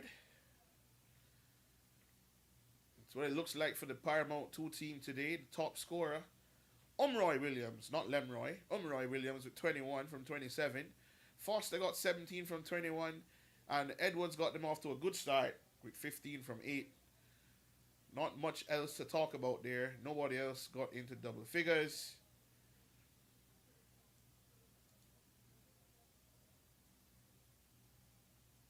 And in the bowling department, for West Bay, the wickets were shared. Seeley coming in there and picking up 3 wickets in the end. A good showing there by a Dario Walcott. Carl Terrell, he picked up 2 wickets early on that put Paramount on the back foot. And Sanderson chipped him with 2 wickets as well. Workman-like performance by Jamil Buchanan. 3 overs for 12 runs. And Stevens managed to pick up 1 wicket. And there was a total of 11 extras in that inning. So overall, not a bad bowling performance.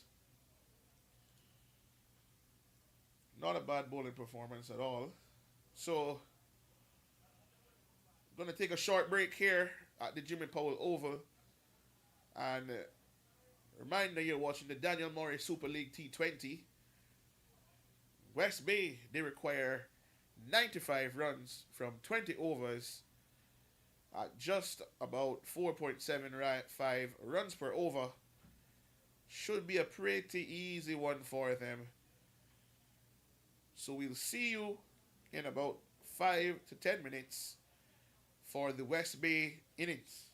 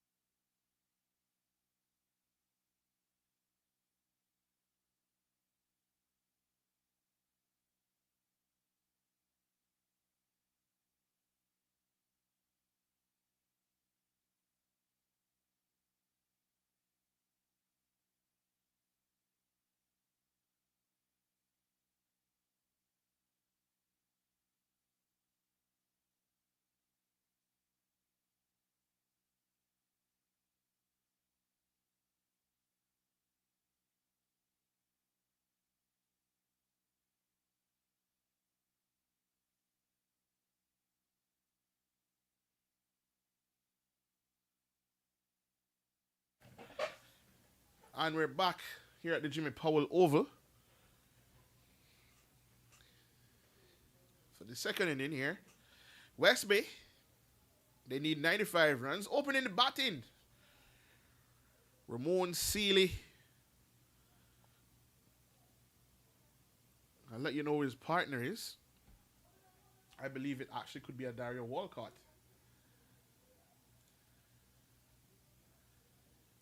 But I will give you an update shortly on that. Sorry. Opening the bowling looks to be Lewis. Is that Jermaine Lewis? I apologize. Andre Muddle Scott. He's opening the bowling and opening the batting along with Ramon Seeley. And Jermaine Lewis, he is the man with the ball in hand. In order for them to have a chance here, Paramount, they got to get rid of Ramon Seeley early. If they don't get rid of him early, this one can be over very, very quickly. Seeley's going to score quickly.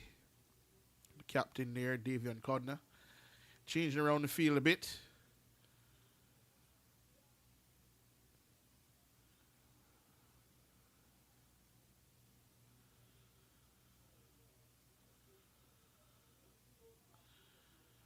So Seeley and Scott and Lewis with the ball in hand. Well, now with the ball in hand. Didn't have the ball in hand before.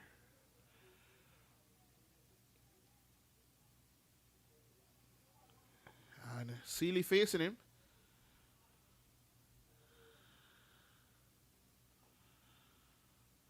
And that one dragged down by Lewis, but no run there.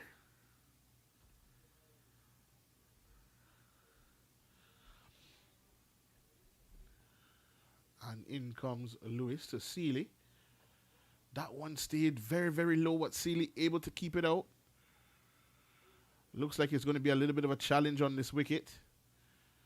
Wicket keeping a bit low.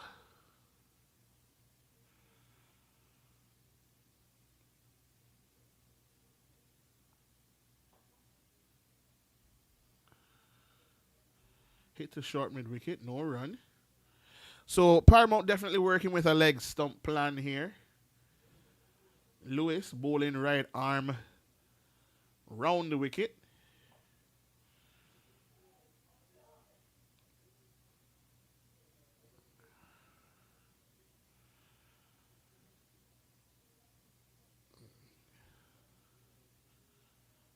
Bowling to Seeley.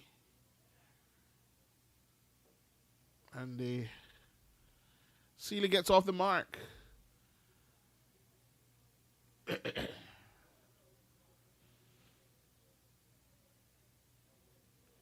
So although the scorer has Andre Scott, I'm pretty sure that that's a Dario Walcott down there. So hopefully we get an update in that shortly. Dario Walcott at the crease, as I suspected, and not Andre Muddle Scott.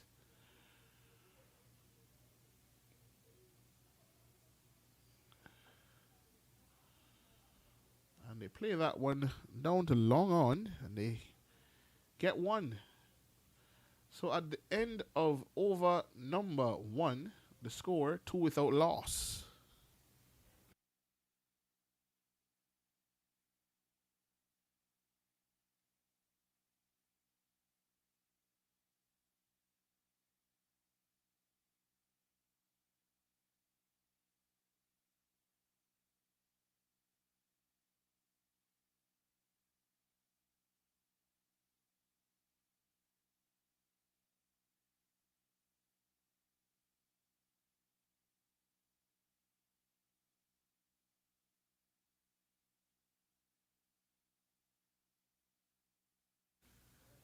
So opening the bowling now from the proposed school end. Taking quite a long run up here.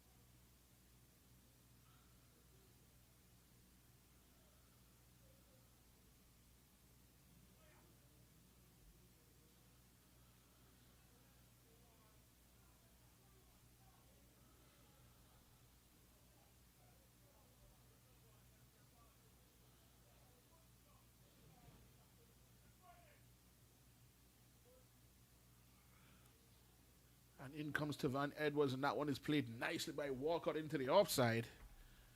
No run, but very nicely played onto the front foot and strokes it out there.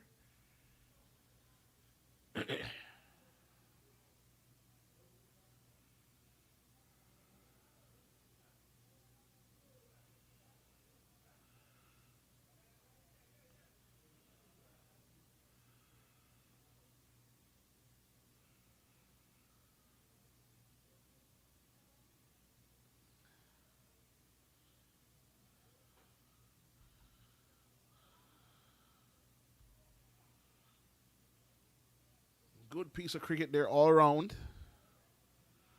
One run.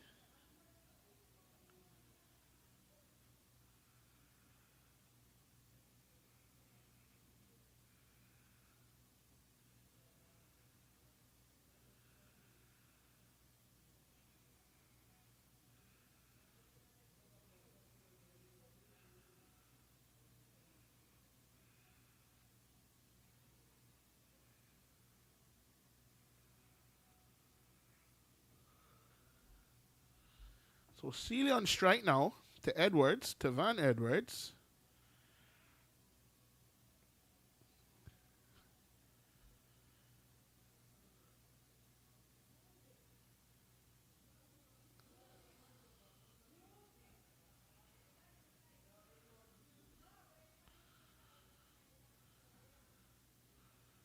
And in he comes now. And Sealy pulls that one, goes out to deep mid wicket.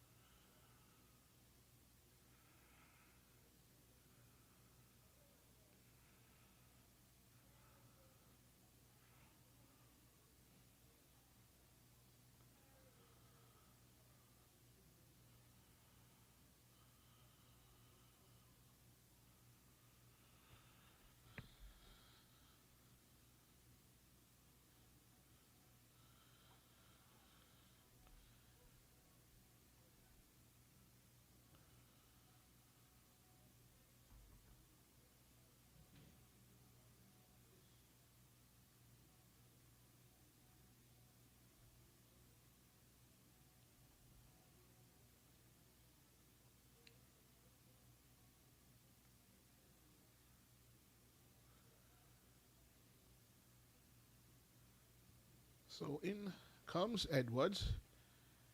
And that one is down the leg side.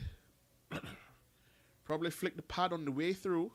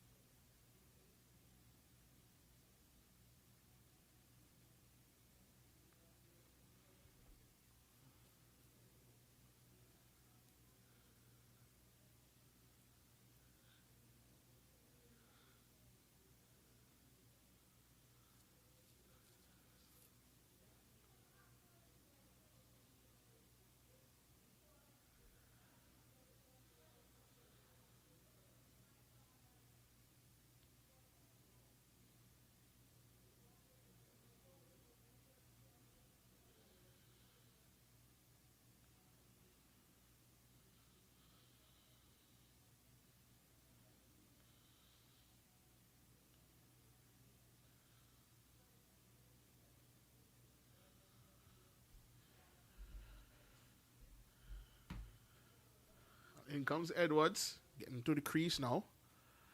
And a chip down the pitch.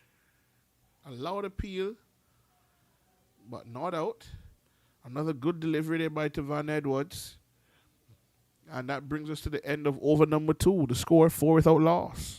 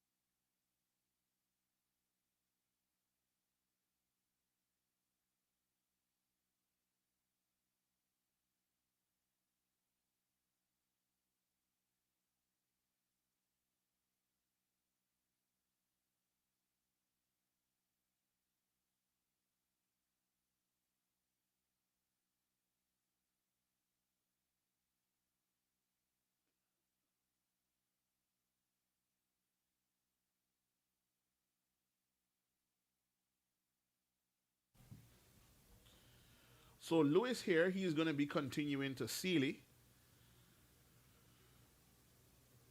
Sealy and Dario Walcott at the crease, not Andre Scott.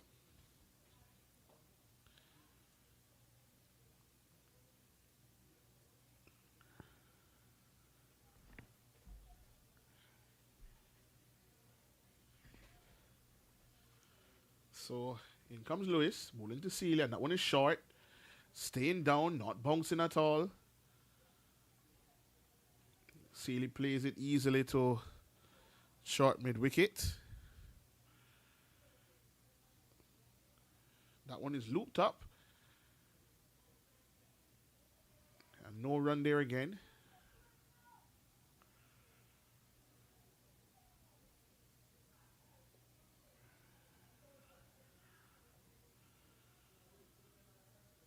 So in he comes now again to Sealy. And that one is wide of the short mid wicket fielder. And they get 1 run.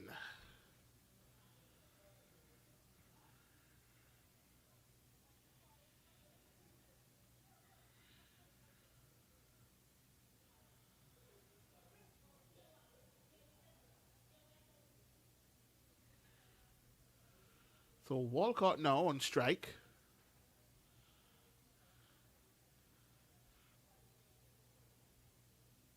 And Lewis comes in. Driven straight back to Lewis, so no run.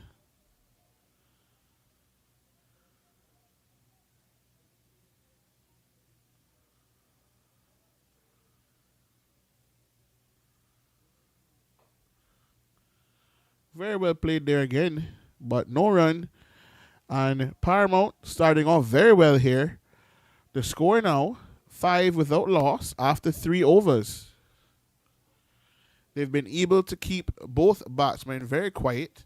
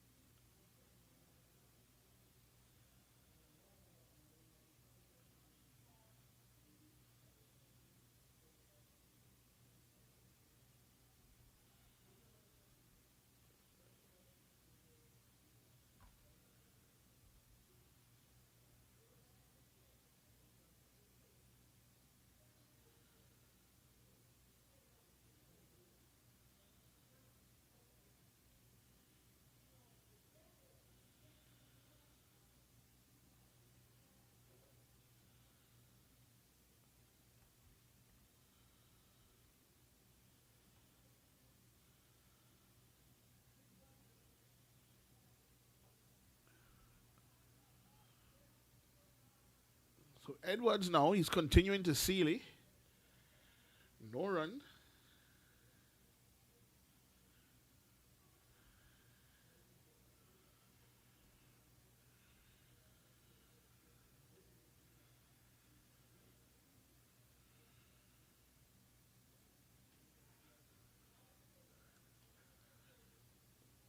In comes Edwards to Sealy now. That one is down the leg side. Wide.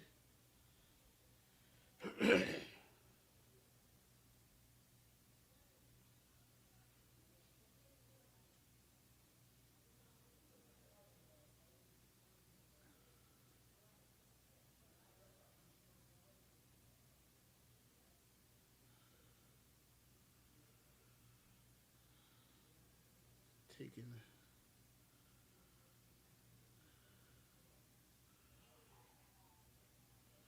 that one missed everything. A weird bounce off the pitch there. Sealy takes a look at the pitch.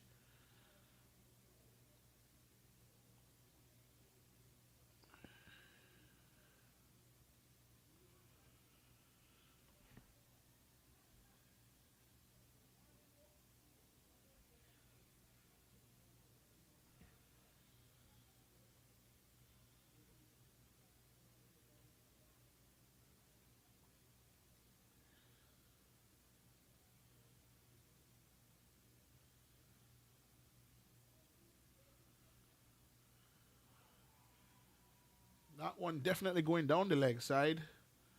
Leg by is going to be signaled here by umpire Robinson.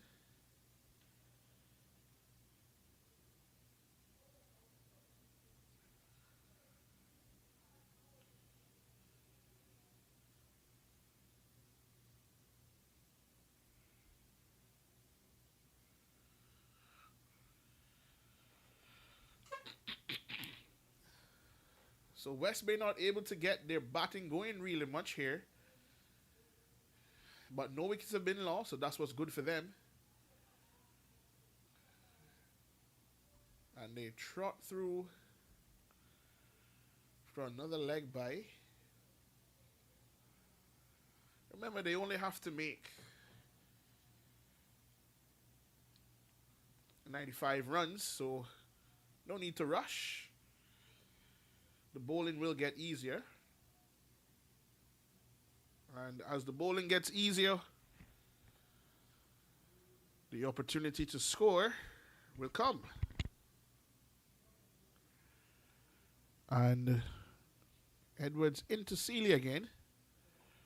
A full toss, and Sealy can just hit this one down to long on for one.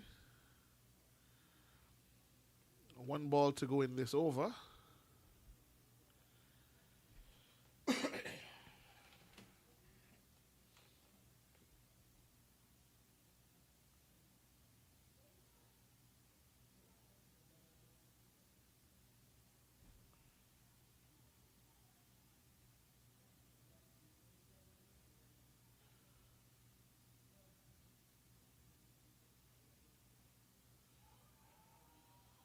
A loud appeal there.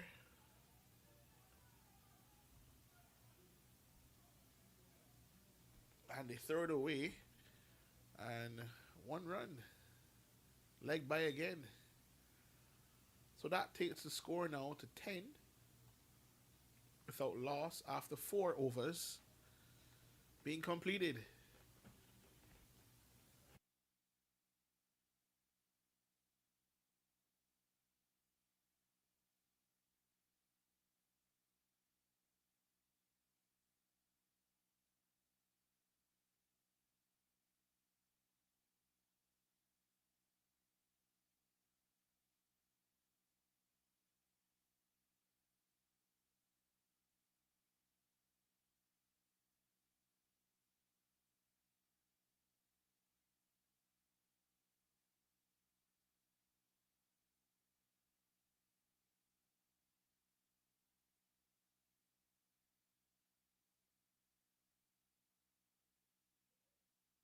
So Lewis continuing to bowl here from the pavilion end. He's going to be bowling now to Dario Walcott. And in he comes. And that one is played straight back down the ground to him. So no run once again. 85 required from 15.5 overs. 85 runs. And that one gets through the bowler. He should have fielded that one. He gave away a single there. He must do better than that. Interesting right now. The DLS par score is showing 15.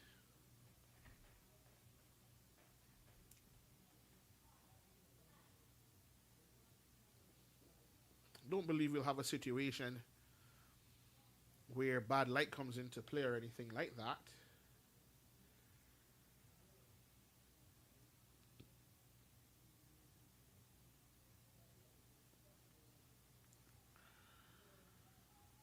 Sealy misses that one outside the off stump. That one went across him. And right away the field. Has there been a change in the field? No, there hasn't.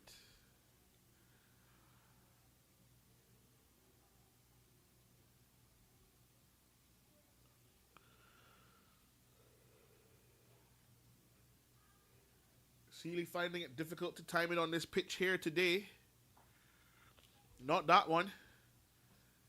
That one goes all the way for 6. That one was in the slot and he put it away.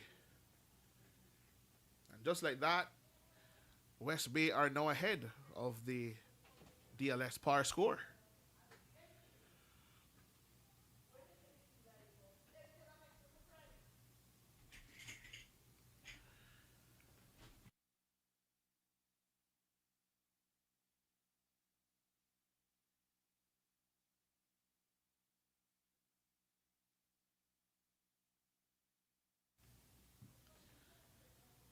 So dot ball there after that 6 by Sealy. Once it's up there in the slot, he's going to go with it. That's one thing for sure. That one is hit back down the ground. Should get at least 1, possibly 2. And they're coming back. Could be close. And they get back for 2. So that brings us to the end of over number 5. The score now, 19. DLS par score is 17.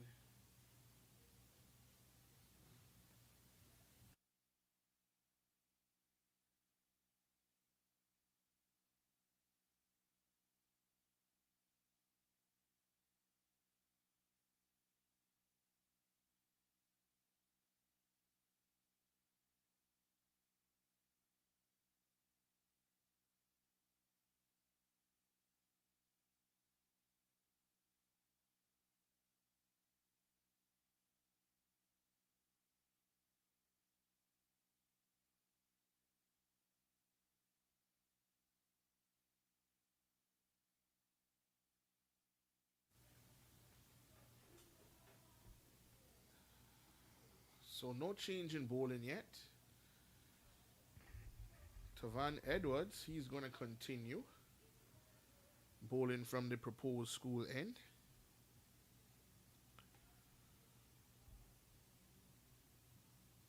And he's bowling to Walcott. And Walcott drives that one. It goes to short mid-on. No run.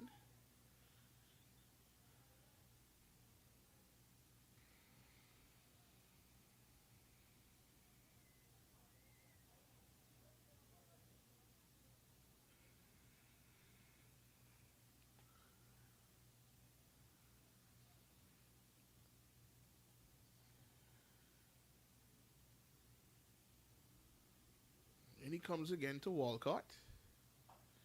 And this one is driven up to mid-off. No run once again.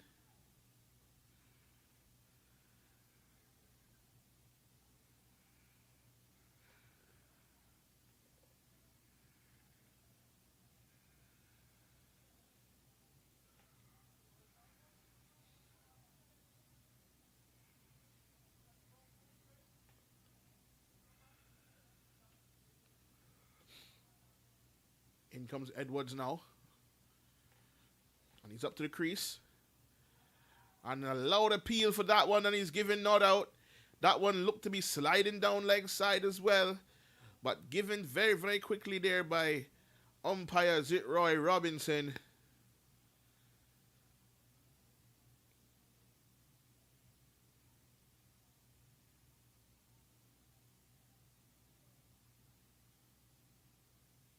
That delivery, similar to some of those that we've seen before, sliding down leg. That one didn't look to do anything different, but that one was given by the umpire.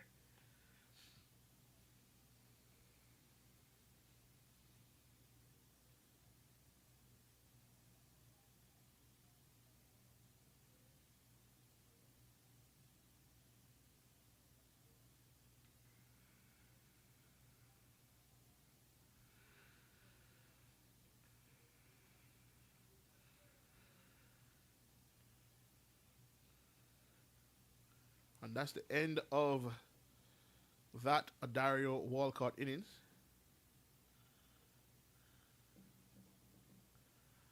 And now to the crease is Andre Scott.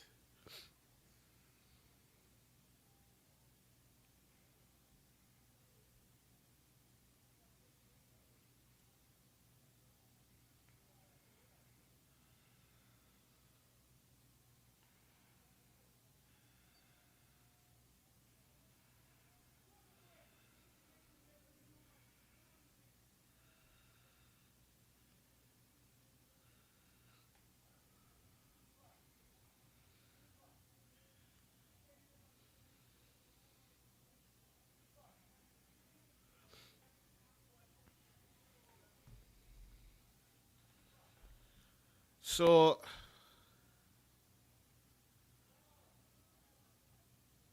Andre Scott now, the batter at the crease.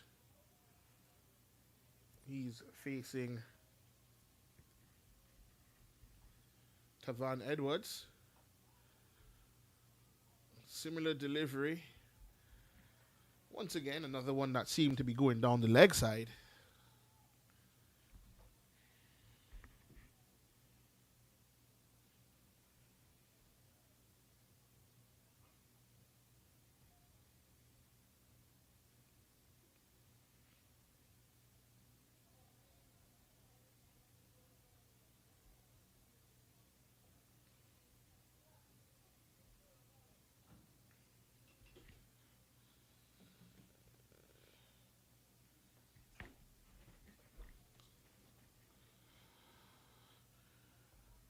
Seems to be a small stop in the game here with the umpires just checking with each other.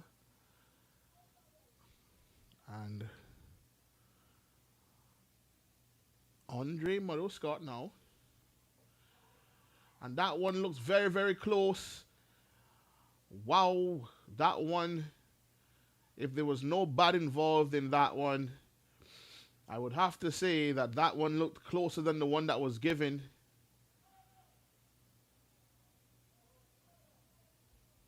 There may be a little bit of tit for tat there. Walcott was given with one that I thought was sliding down the leg side. This one looked fairly adjacent. But I guess they say in this game of cricket everything balances out. That one looked really close.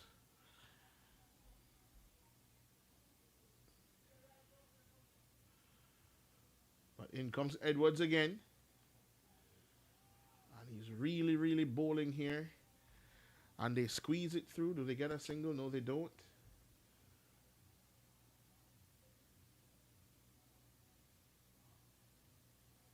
So West Bay now, 19 for 1 from 6. They're actually behind the DLS par score. DLS par score right now at 23. Romario Edwards now coming into the attack from the pavilion end. He's going to be bowling to Ramon Seeley.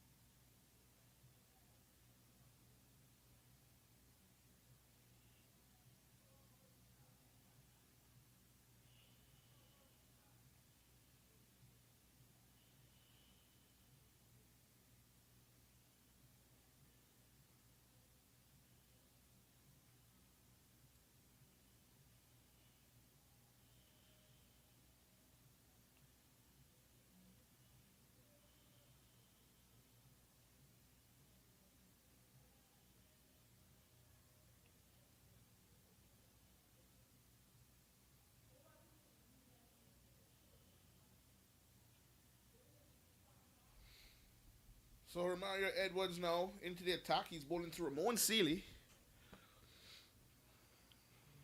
The field has gone out. Ball just not really coming on to the batters nicely as Seeley would like here. Seems to be a bit frustrated. Once he stays at the crease, it's going to be a cakewalk for West Bay. That's for sure.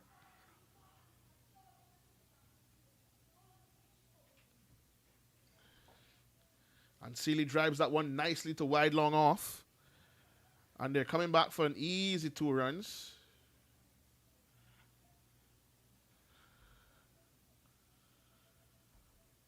So with Edwards' pace, should be a little bit easier for Seeley to hit the ball now. I think that's what they were avoiding with the new ball.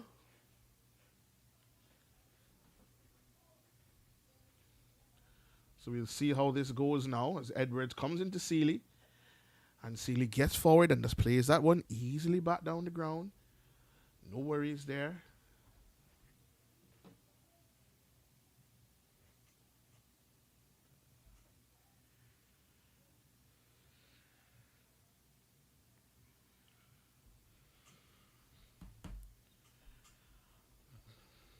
So Sealy now facing Edwards. And he plays that one nicely and is picked up by short mid wicket. So no run once again. Sealy has to be prepared to play the long game here on a wicket that may be a little bit challenging for batsmen of lesser skills.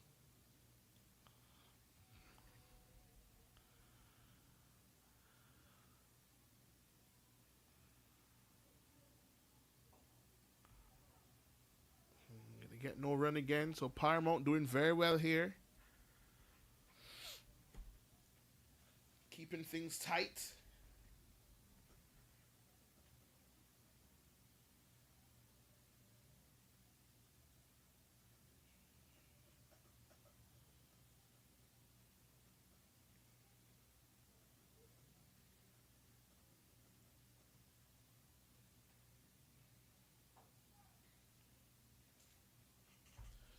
It's a good shot there by Ramon Sealy. It looks like the score is updating the score.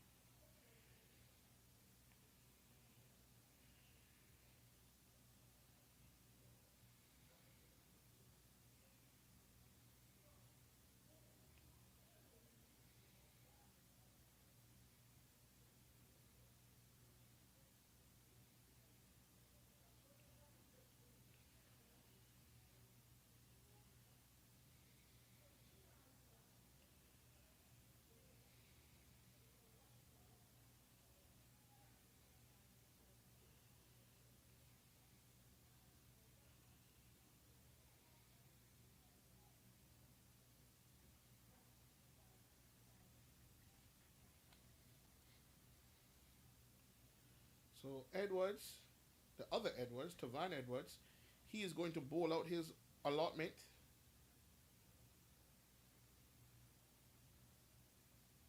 I'll give you an update on the score once it's finished being updated.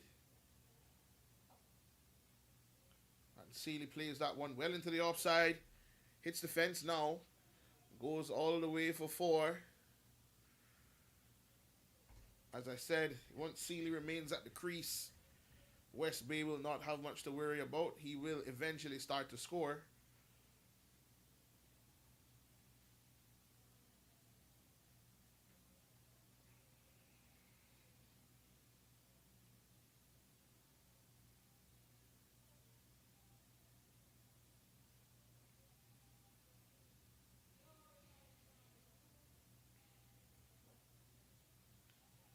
And this is another quick single. They get through very, very easily.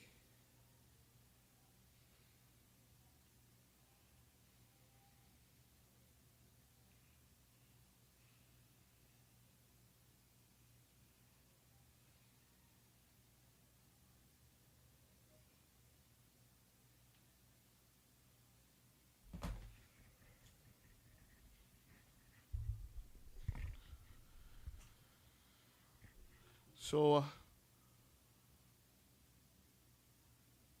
Scott here facing Edwards. He gave him some trouble last over. That one is in the block hole again and it's dug out very, very well.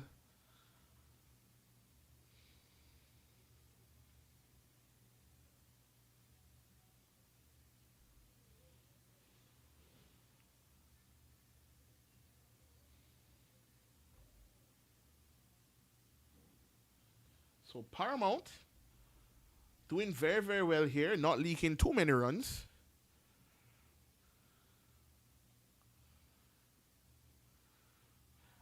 And that's a very, very good delivery there. Well played again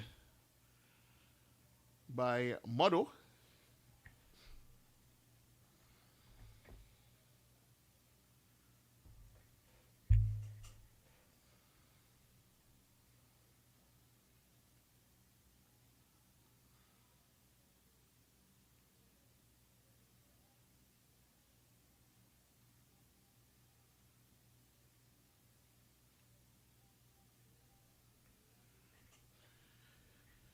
In comes Tavon Edwards again. On that one, leg side, but very, very full and very, very well played.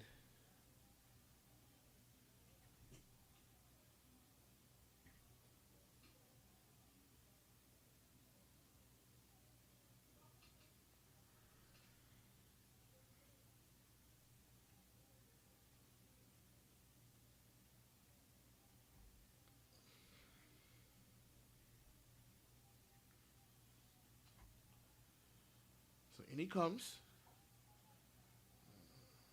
Another one again. And that brings us to the end of the Tavon Edwards over. Negotiated well by Andre Mother Scott.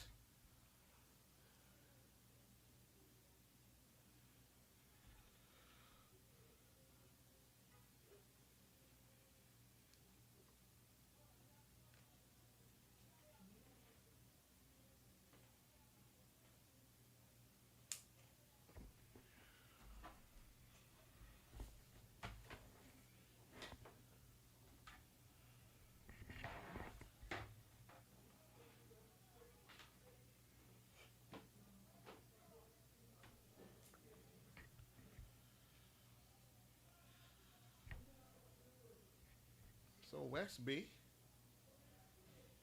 they're on much more than 19 at this time, but as I said, the score seems to be updating the score.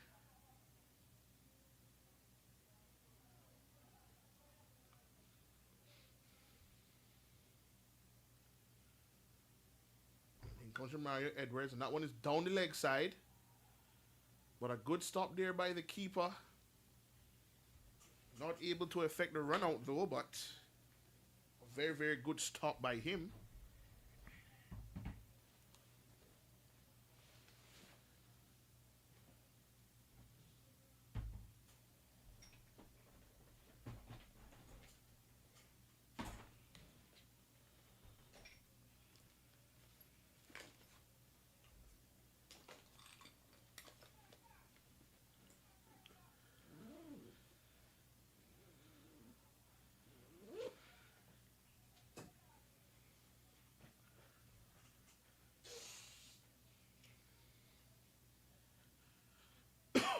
So, Sealy here facing now Mario Edwards.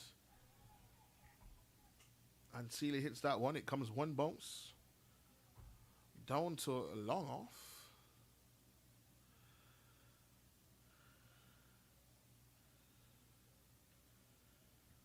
So one run to Sealy.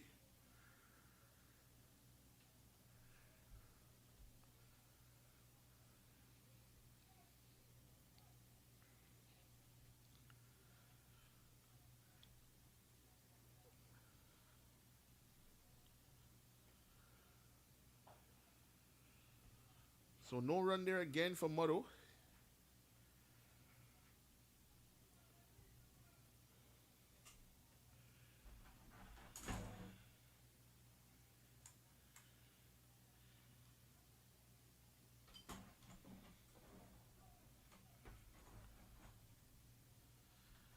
In comes Edwards now to Scott.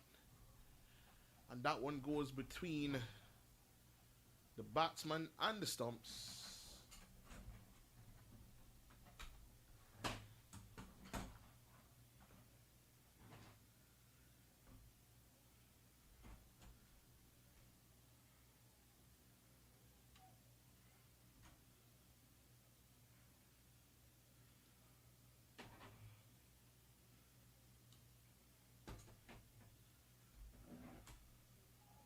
Not out. Definitely missing the leg stump there. So definitely no chance of being given LBW there.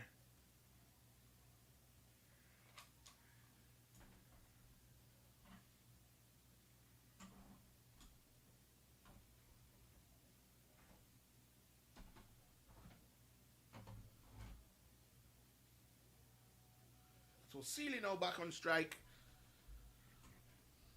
I think the score is just about up to date now.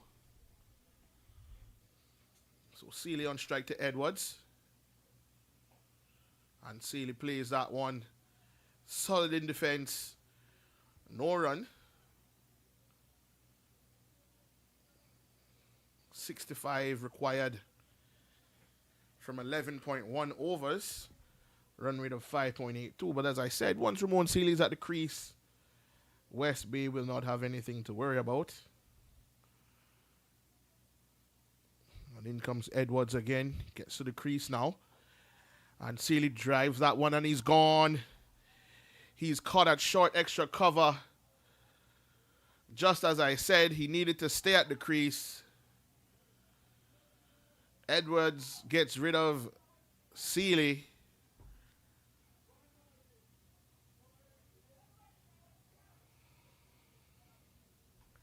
And that could spell some trouble for West Bay now.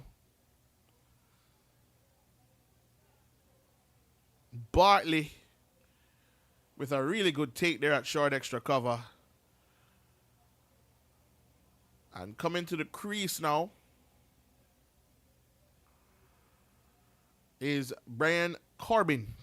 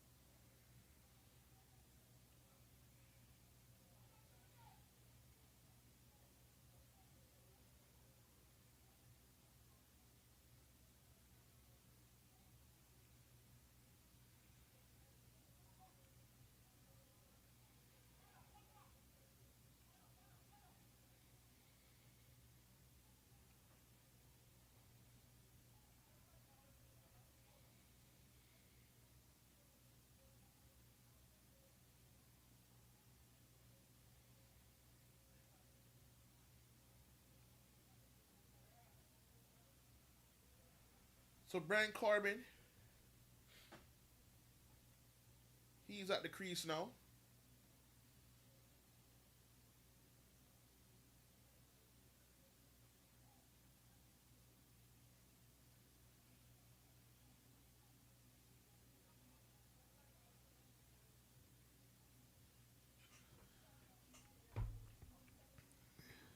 So West Bay are going to have to do this one without Sealy.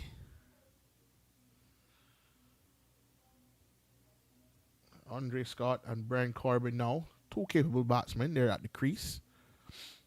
And in comes Dwight Thomas. And there's no run there to Andre Scott. West Bay needs to start to work the ball around, get some ones, some singles. The field is wide open now. There are too many dot balls being bowled at them. And the run rate now easing up to 6. They have to find a way to score.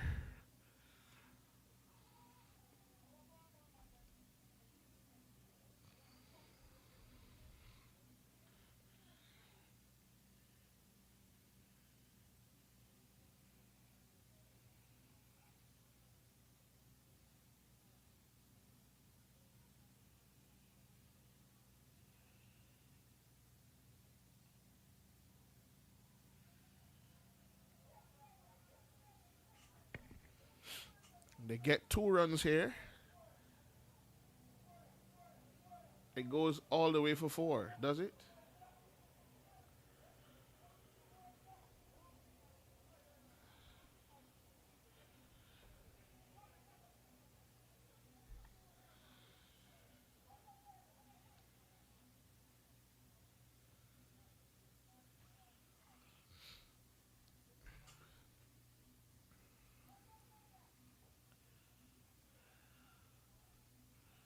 Another single scored there by Andre Scott.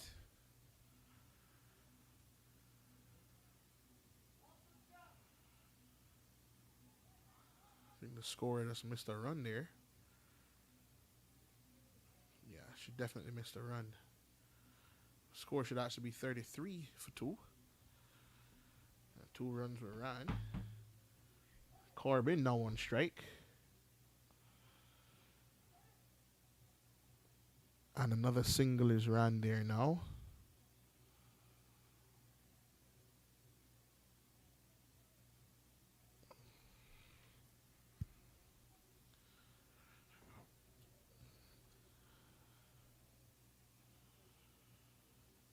So Andre Scott now on strike.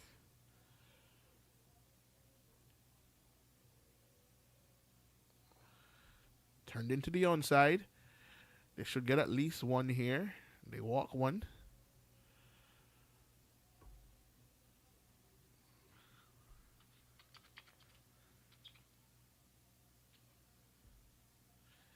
So at the end of over number 10, the score is 34 for 2. So West Bay, having struggled through the first 10 overs here, will have it all to do in the second half. They need 61 from 10.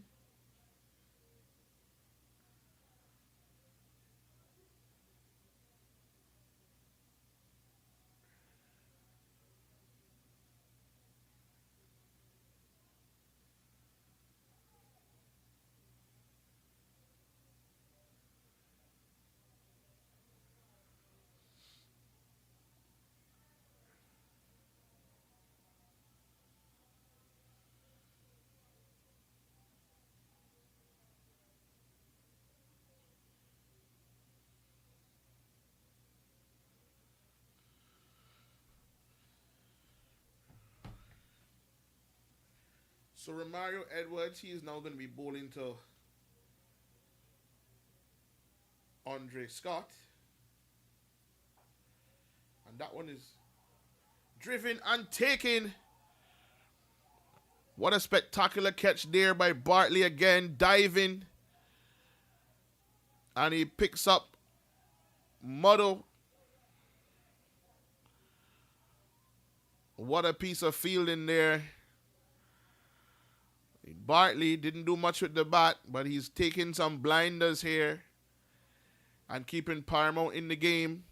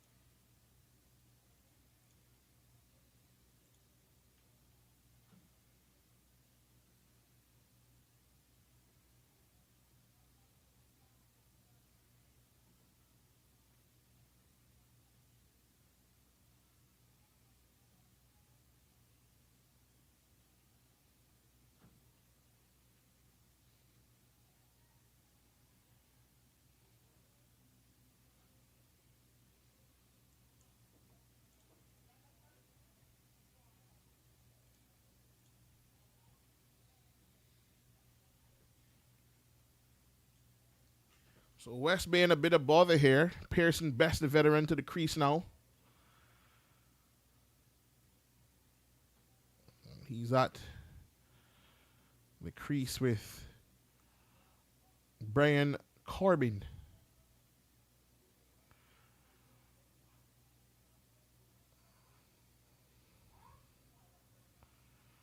So the score now, 34 for 3.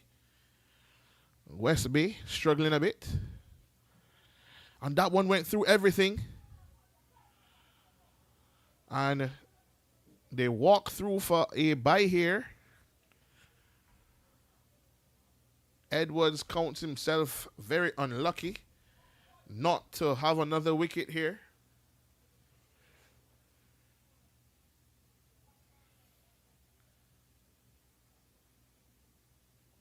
So West Bay behind the 8 ball. They're 10 runs behind DLS par score. But still lots of light here at the Jimmy Powell Oval. No threat of light stopping this one.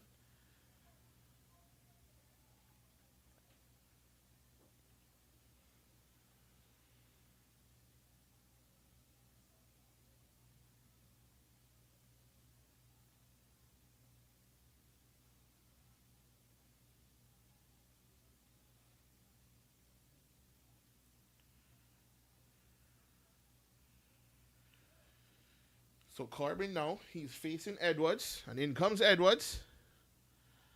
And he turns that one into the leg side. And Pearson Best sprints through for a single. He turned down the boost there. So leg by, signaled by the umpire.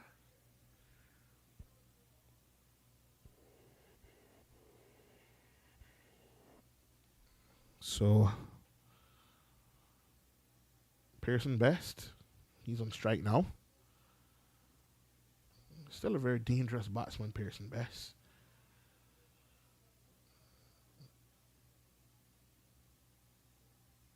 And that one bowls him. And Edwards gets rid of Best. And West Bay crumbling here. The score now 36 for 4.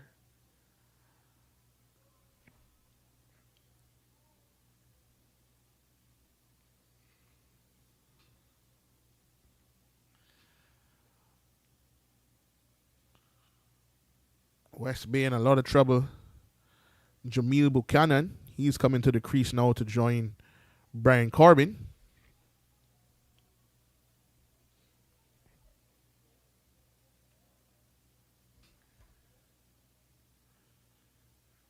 Not sure if West Bay can get out of this one. They're in a spot of bother.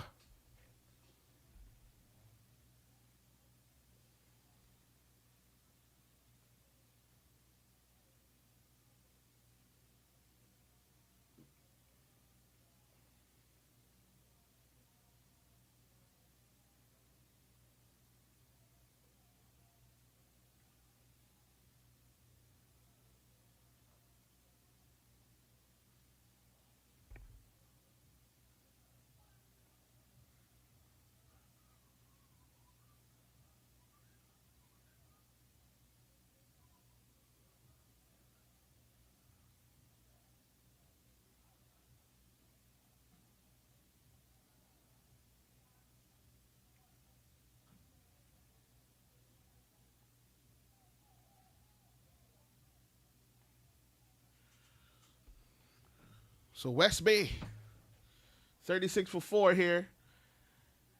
Chasing 95. They need 95 to win. Seems a bit far, that 95 now. And Buchanan comes forward. Plays that one out.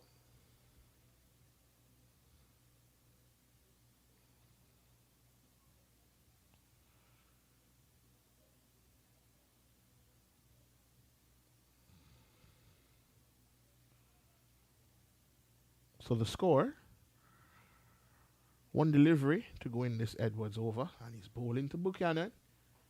And Buchanan drives that one. And they get 2.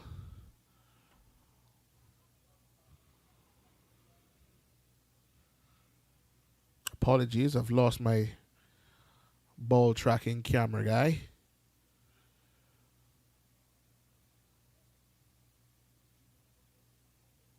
So 2 runs there to Buchanan. And the score now, 38 for 4. 57 from 9. Can Brian Corbin guide this West Bay team home?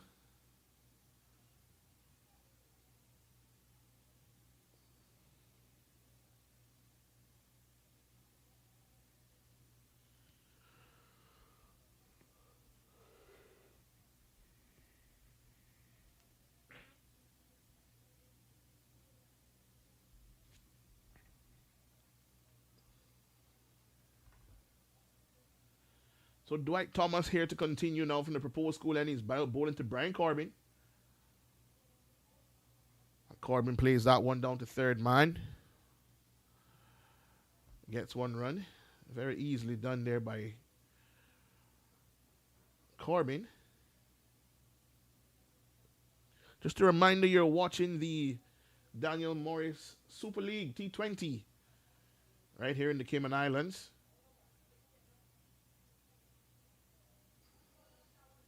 Brought to you by K Sports 360. At the picturesque Jimmy Powell Oval. And no cricket on tomorrow. You can join us next week. Same time, same place. That's a good shot there. They get one in the end. It was very well stopped in the covers.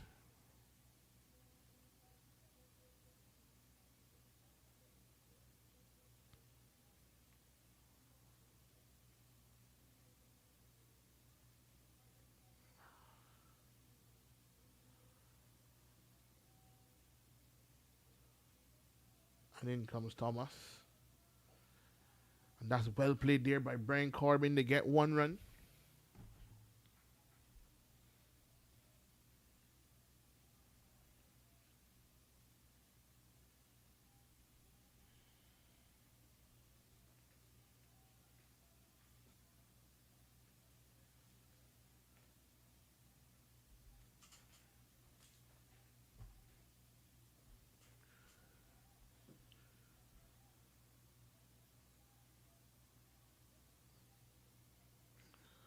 So Buchanan facing now. And that one looks close, not given by umpire Zitroy Robinson. Probably a judge to be sliding down the leg side there. Buchanan needs to use the bat here.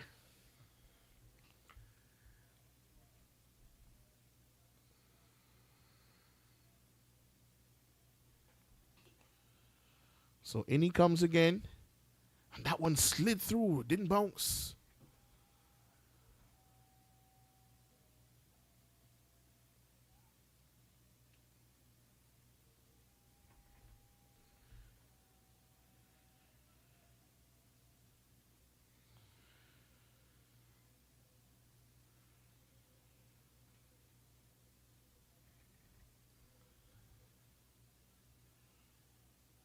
So 54 needed from 8.1 overs.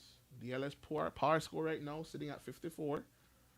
The score now 41 for 4.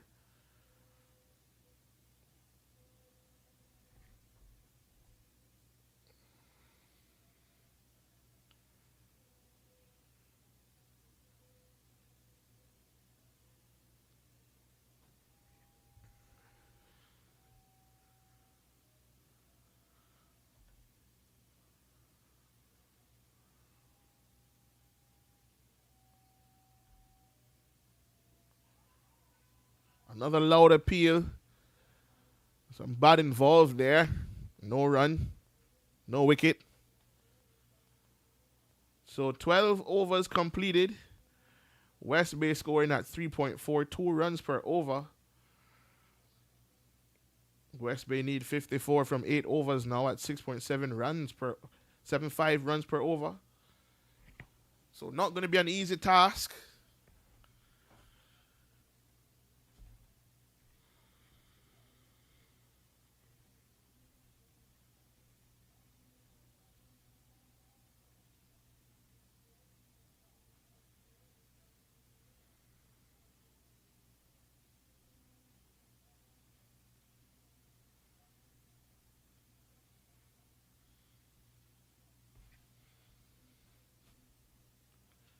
Coming into the bowling attack now.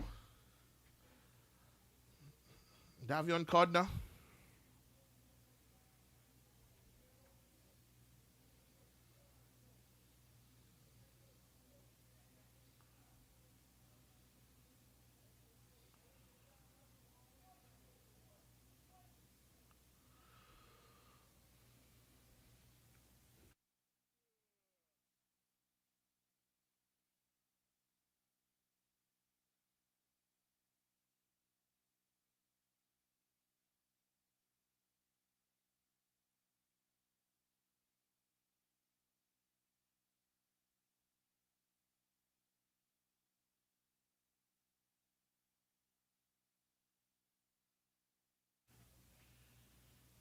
41 for 4.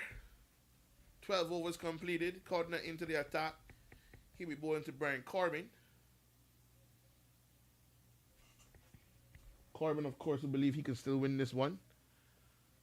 That one almost played on. Field change now by Cardinal.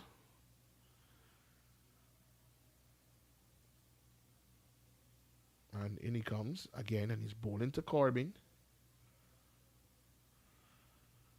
And that's very well played there by Brian Corbin. It's going out towards the point boundary. He's not going to get a boundary for it. He ends up with 2. But very well played there by him.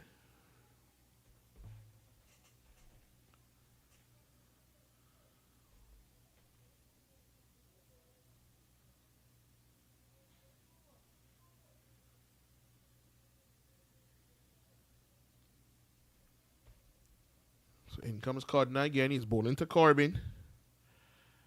And that one almost played on. Corbin trying to hit that one in a similar position.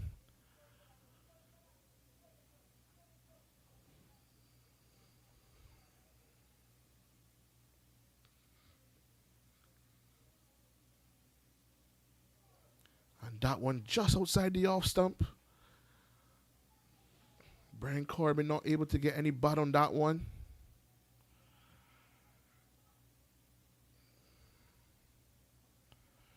Plays that one into the offside. They run for a quick single. A loud appeal. And given not out.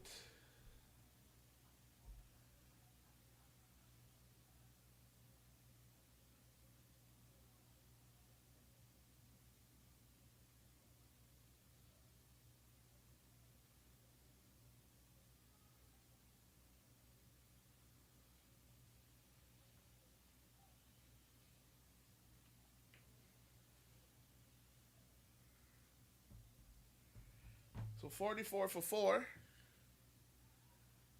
51 required to win still.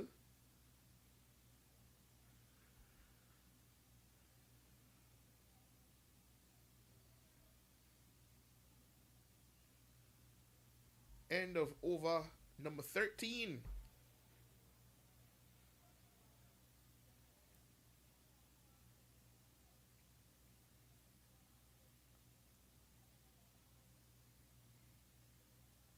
DLS par score 58 right now.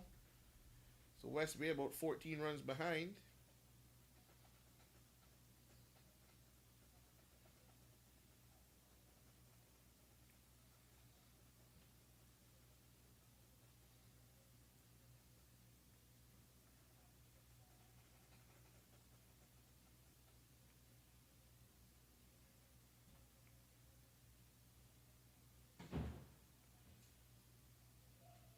So Dwight Thomas now.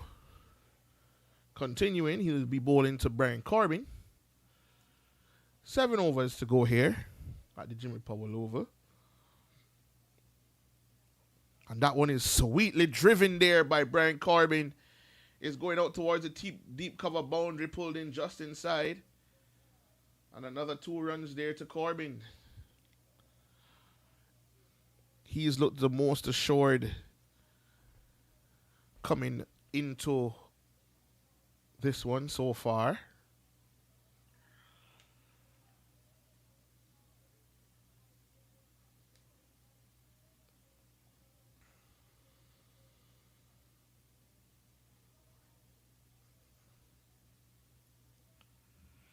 That's very well played there by Brian Corbin to get 1 run again. Able to score here. He's into double digits.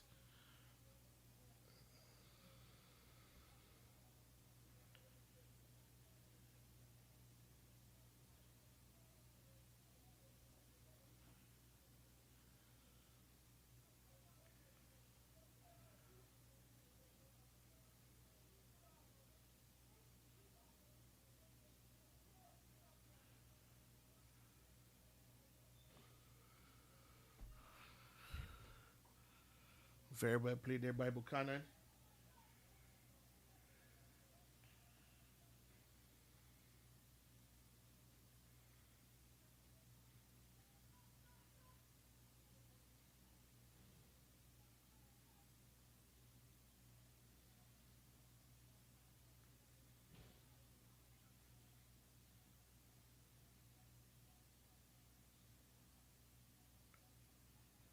one shoveled into the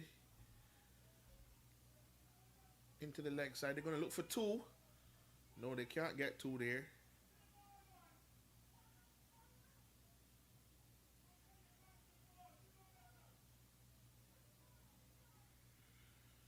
West Bay under a lot of pressure here. Lots of shouts from the crowd.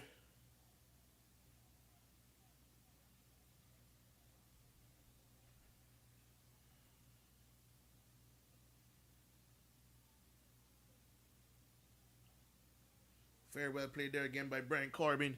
That one going out towards the deep backward square boundary, but pulled up just inside. They're looking for three, and they get it comfortably. Possibly four. And Brian Corbin is run out, going for the fourth run. Poor cricket there by West Bay.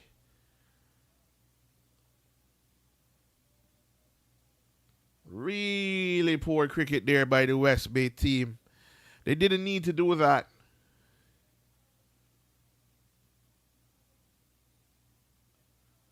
Three runs were enough. They were on already. 3 runs were scored.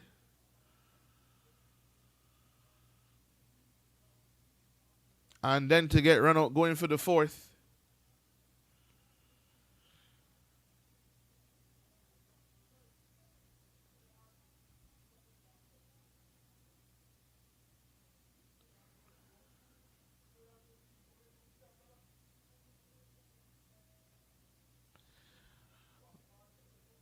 And that is the end of Brian Corbin. He goes run out. Carl Terrell now going to the crease.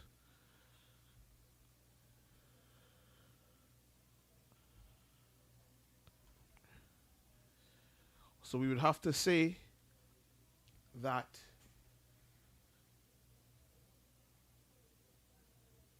in terms of the batters, the most recognized batters are gone. So is my second camera at this time.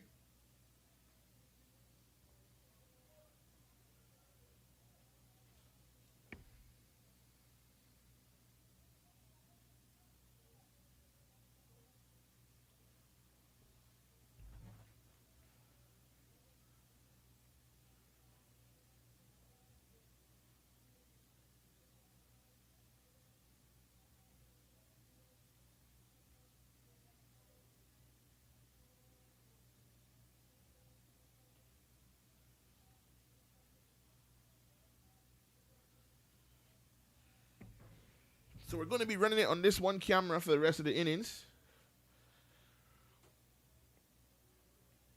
Score now, 51 for 5.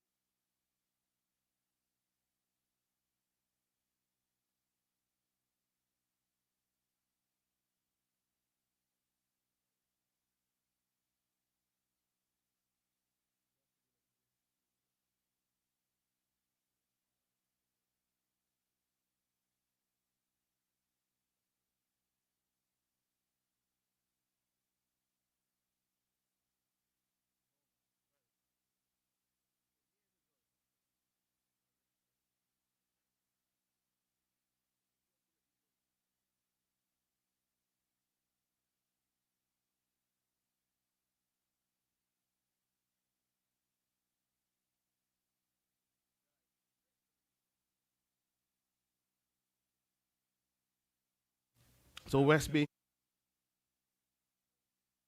Bay struggling here. They're 52 for 5 now.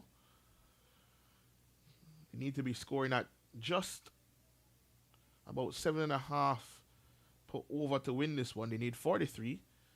5.4 overs remaining. Not going to be an easy ask or an easy task. Codner now bowling to Carl Terrell. And Terrell hits that one down the ground. He gets 1 run.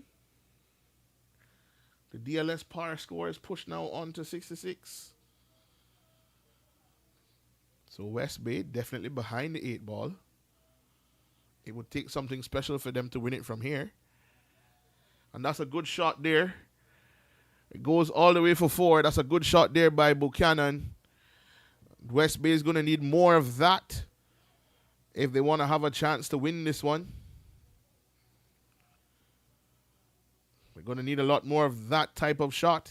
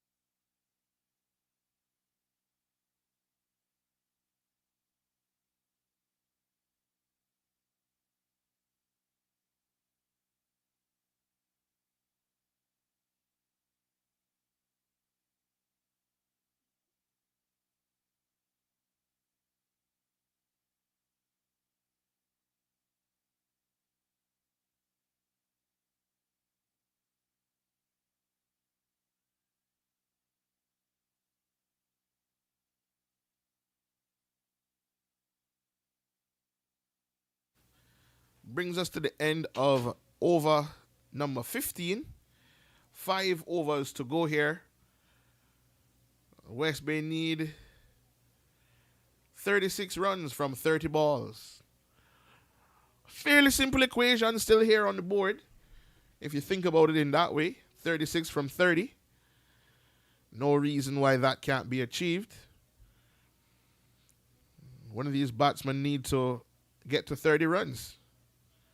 Another 20 from one of them and 10 from the other. And that will lead us to having a victorious afternoon.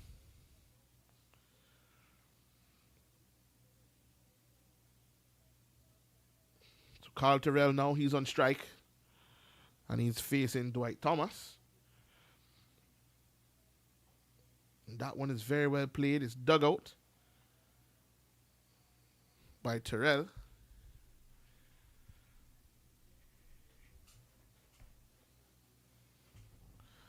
Buchanan, a key man now in this partnership.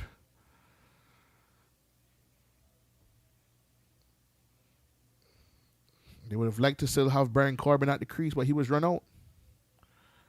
He gets back and he plays that one.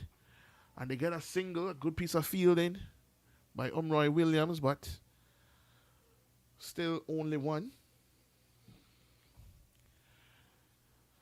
And have back my second camera.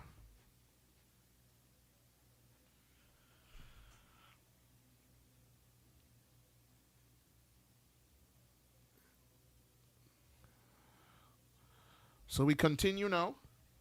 Dwight Thomas, he's bowling to Jamil Buchanan. 35 from 4.4 overs. A swing outside the off stump there by Buchanan. No runs. West Bay still with 5 wickets in hand.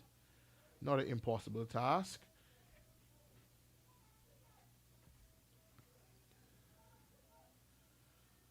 And in he comes again. Another one misses outside the off stump. Buchanan can't get bat on ball here. He needs to.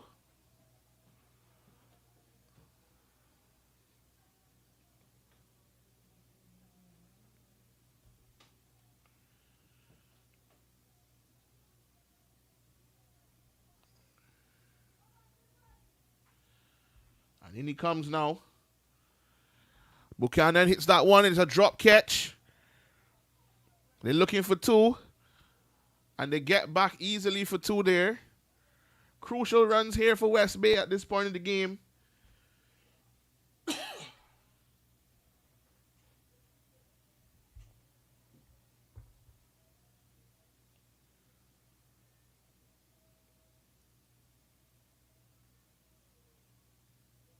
So 33 needed now from 4.1. That's 25 balls. 33 runs, 25 balls. This one coming down to the wire. And dead ball is called. It must have been some talk going on the field while the bowler was running in. Dead ball signaled there by umpire Zitroy Robinson. Still good light here at the Jimmy Powell Oval. Approaching now 6:30, 6:45 in the evening. We're getting up to that time. That one down the leg side. Definitely no chance of LBW, but a loud appeal all the same. And that brings us to the end of over number 16. 4 overs to go. 24 balls. 33 runs.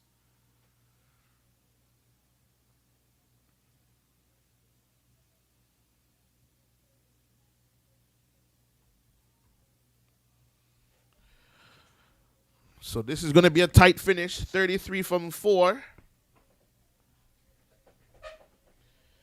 West Bay didn't have to let it come to this, but they have. Paramount fighting with everything that they have left in the tank.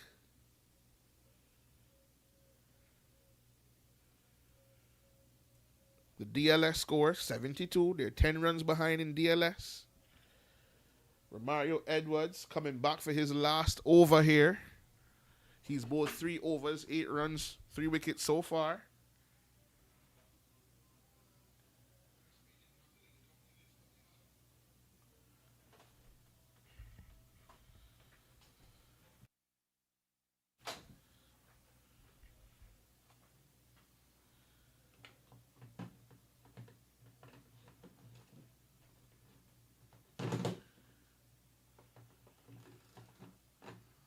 So Carl Terrell now. He's facing up to Mario Edwards, and in comes Edwards. And that one is very well played outside the off stump, and they hit it and they run for 1. Are they going to come out for 2? And they do. It's a great piece of running. And this is what West Bay should have been doing from earlier in the innings instead of playing so many dot balls.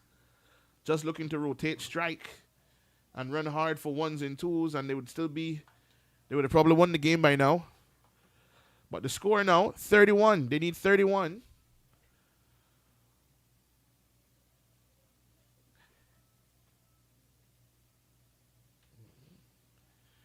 30 run to win, and that one is played away. And that's a good shot, but they don't get any runs for it.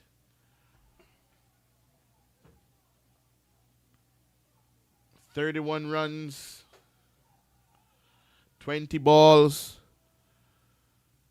They're going to need to go after something here.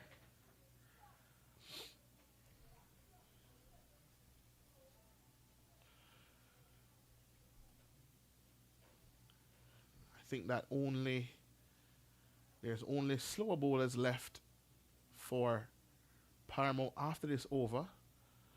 So Carl Terrell, he's going to look to score regardless, I'm sure. He's batting outside leg stump, and he gets in line and plays that one to the man with the magic hands, catching everything that comes his way today. Mr. Bartley, Eric Bartley, at short extra cover. Took the catches of Ramon Seeley and Andre Muddle Scott. And Terrell taps away again, and he's looking up. And in comes Edwards. And that one is on the stumps, and they trot through. They'll definitely get at least 1. They won't go for 2.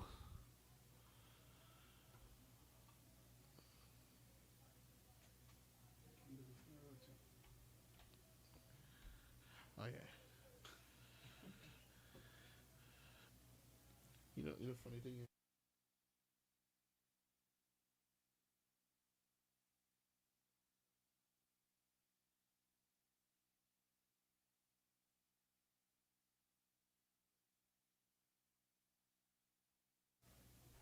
Buchanan now. He's the key man. Can he find a couple of runs in these last two deliveries here from Edwards?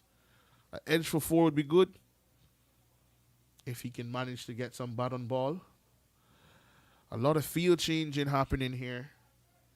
The DLS par score 75, so West Bay still 10 behind. I don't think we'll have a light situation.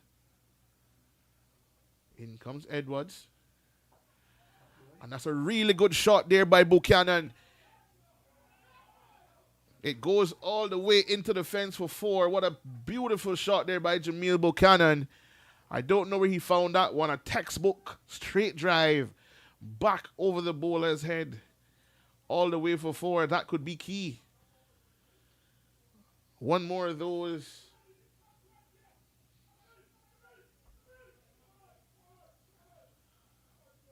One more of those. And West Bay could consider themselves right back in the mix here. And in comes Buchanan. And that one's down the leg side. It beats the keeper, but only just. Signal leg buys there by the umpire, but that one down the leg side, he missed out. That one could have been put away down to the fine leg boundary. And that would have been another boundary, but he keeps strike, which is good. So 25 from 18 balls. Don't know if you would want it any better than that. Many training scenarios call for that. 25 from 18. Need to look for a boundary early in this over. Codner now. He's coming on to bowl from the proposed school end. And if I was Jamil, I'd be looking for a boundary in ball number one or ball number two.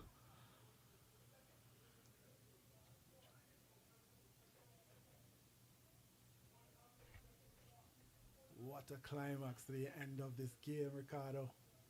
What an exciting finish we're in for this afternoon. What a game we have on our hands here. 25 runs off 18 deliveries. What more can you ask for?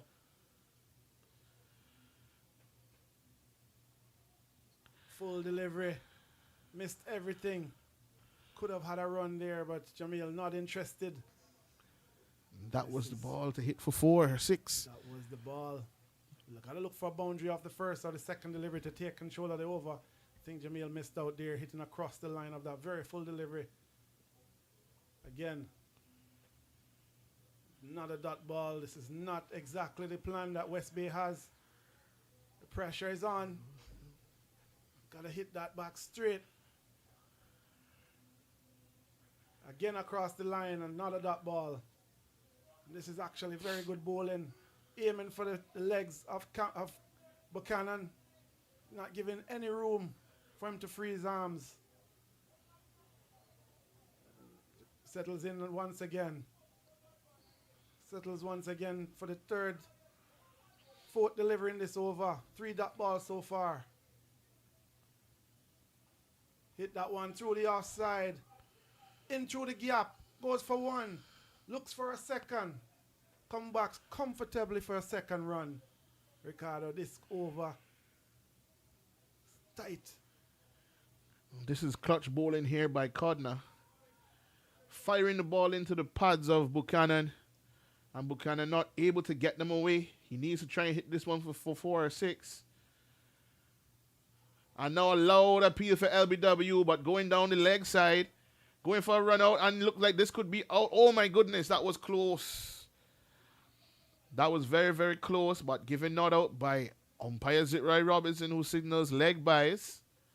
There's hands on heads all over the field right now. This is really a pressure situation there, Ricardo. With 1 delivery to go. Only 3 runs off this over so far. The pressure is on West Bay. Looking to score. Another 22 runs required. This is pressure. 10 runs per over at this stage.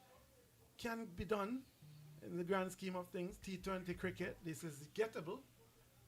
But there's some good bowling on show here, and not very easy to get away this ball at this moment. So let's be looking for a boundary of this last delivery. Wide through the offside. Cut. Good shot. Look for one. Look for two. They complete two comfortably. Not sure that when they started this over, that 5 runs was on the cards. They were hoping for a lot more. However, as it stands, that was a brilliant over. Paramount would feel they have the upper hand at this stage. But in T20 cricket, all it takes is one good over. And you're back in control. And West Bay will be hoping that this is the over. It looks like a spin again from the Jimmy Powell Pavilion end. Not sure this is the best ploy at this stage. I think with the... I can't say that I would be bowling a spinner at this point. Not from this end at least. Not from this end. It's a massive risk because anything that's in the slot is going to go. Should be an interesting finish here. Codner obviously is going to bowl the last over. But let's see what happens. Again, good delivery. That one missing everything, all the stumps. Still scamper through for one. Leg by. Looks like, no, we're giving us runs. Not seeing a signal from the umpire. I think the umpire just forgot to signal there. Definitely no bad on that. Another 20 runs required, Ricardo. Of another 11 deliveries. This is pressure cricket. Yes, it is. Let's see what happens here with Terrell. Oh, and he's bowled. And he's gone. And that is the end of Terrell. And that's the risk of playing across the line on a pitch. That's not coming through. The ball stayed low. And all three castled. And Mr. Lewis himself, all smiles. Mission accomplished. Needed that wicket at this stage. So it's not only a wicket, it's a dot ball. Adding more pressure to West Bay. And it looks to be a tall order at this stage now with another 10 deliveries to go. Bowled by Jermaine Lewis. And it looks like Udell walks to the crease. But this is not going to be easy to come out and from the get-go looking for boundaries. And that's what pressure does. It was a wild swing across the line, Ricardo. We're much better off trying to hit down the ground like Jamil did in the over. But in this case, went across the line, didn't pick up the length, didn't pick up the line, and he was castled. Lewis, all smiles.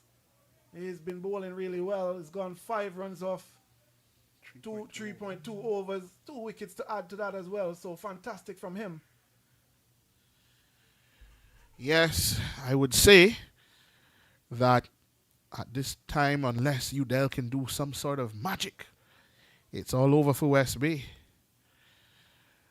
I have to agree with you, Ricardo. I think it's a tall order from here. Something special is needed. It's not impossible, but it's highly unlikely. And in comes Lewis again. Wild swing again through the onside. The West Bay players are not reading the situation very well. There's not much purchase trying to go across the delivery that's keeping low. It's much better to try and hit straight down the ground. And I think the problem is pace off that's causing that. So they're believing that they have to generate more pace, end up bottom hand taking over. Again, Lewis. Brilliant over. And he's bowled again. Castled once again. Lewis is doing some fantastic work here, Ricardo. It's a lovely delivery on the middle stump. Another West Bay player swinging across the line. And it's castled, absolutely castled by Lewis. Yeah, West Bay just not getting it together today. Their approach from the beginning of the innings was incorrect.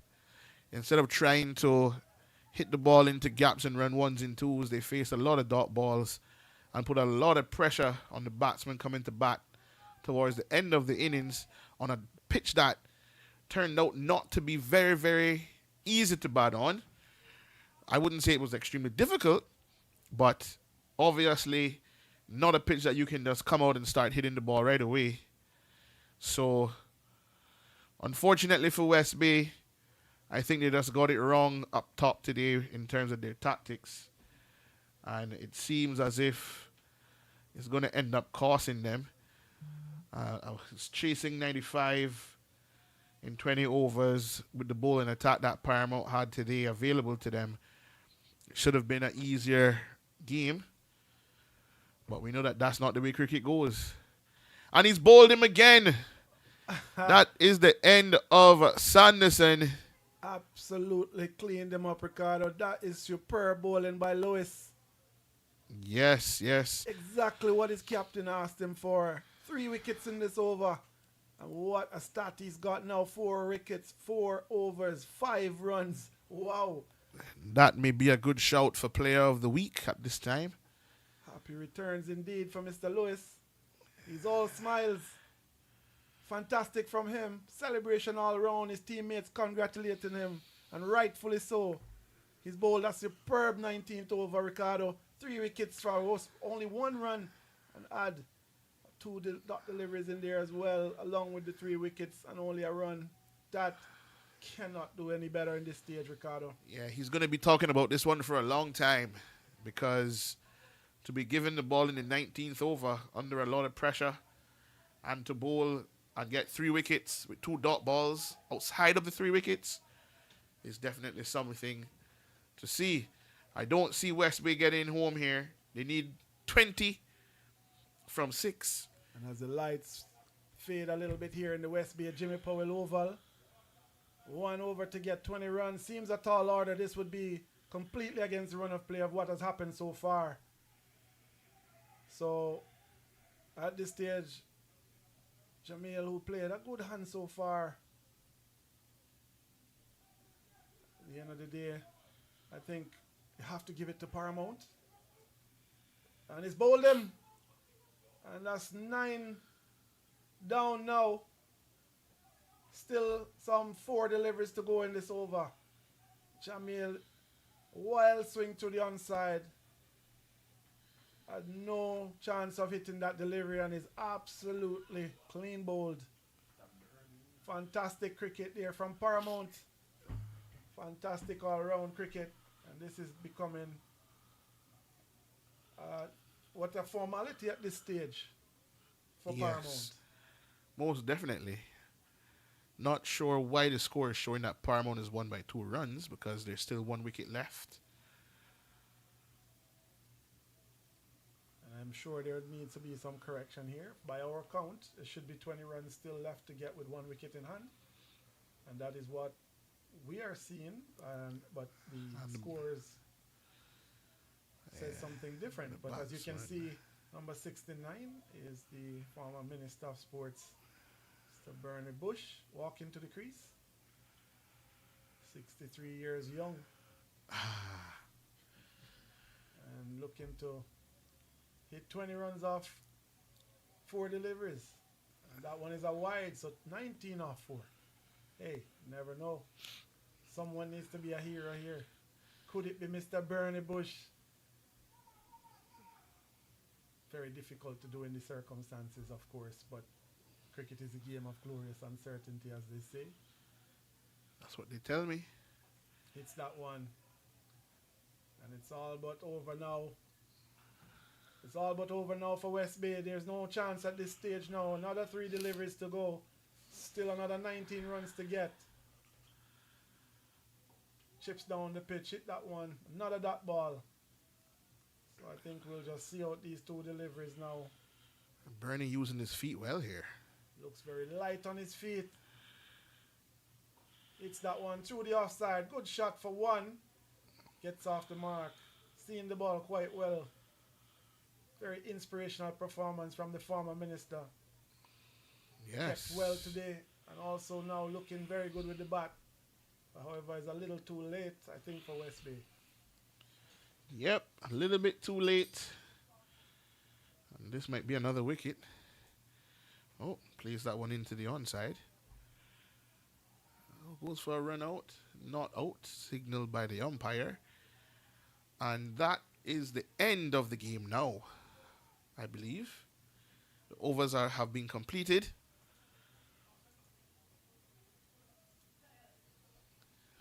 Just a recap of today's game.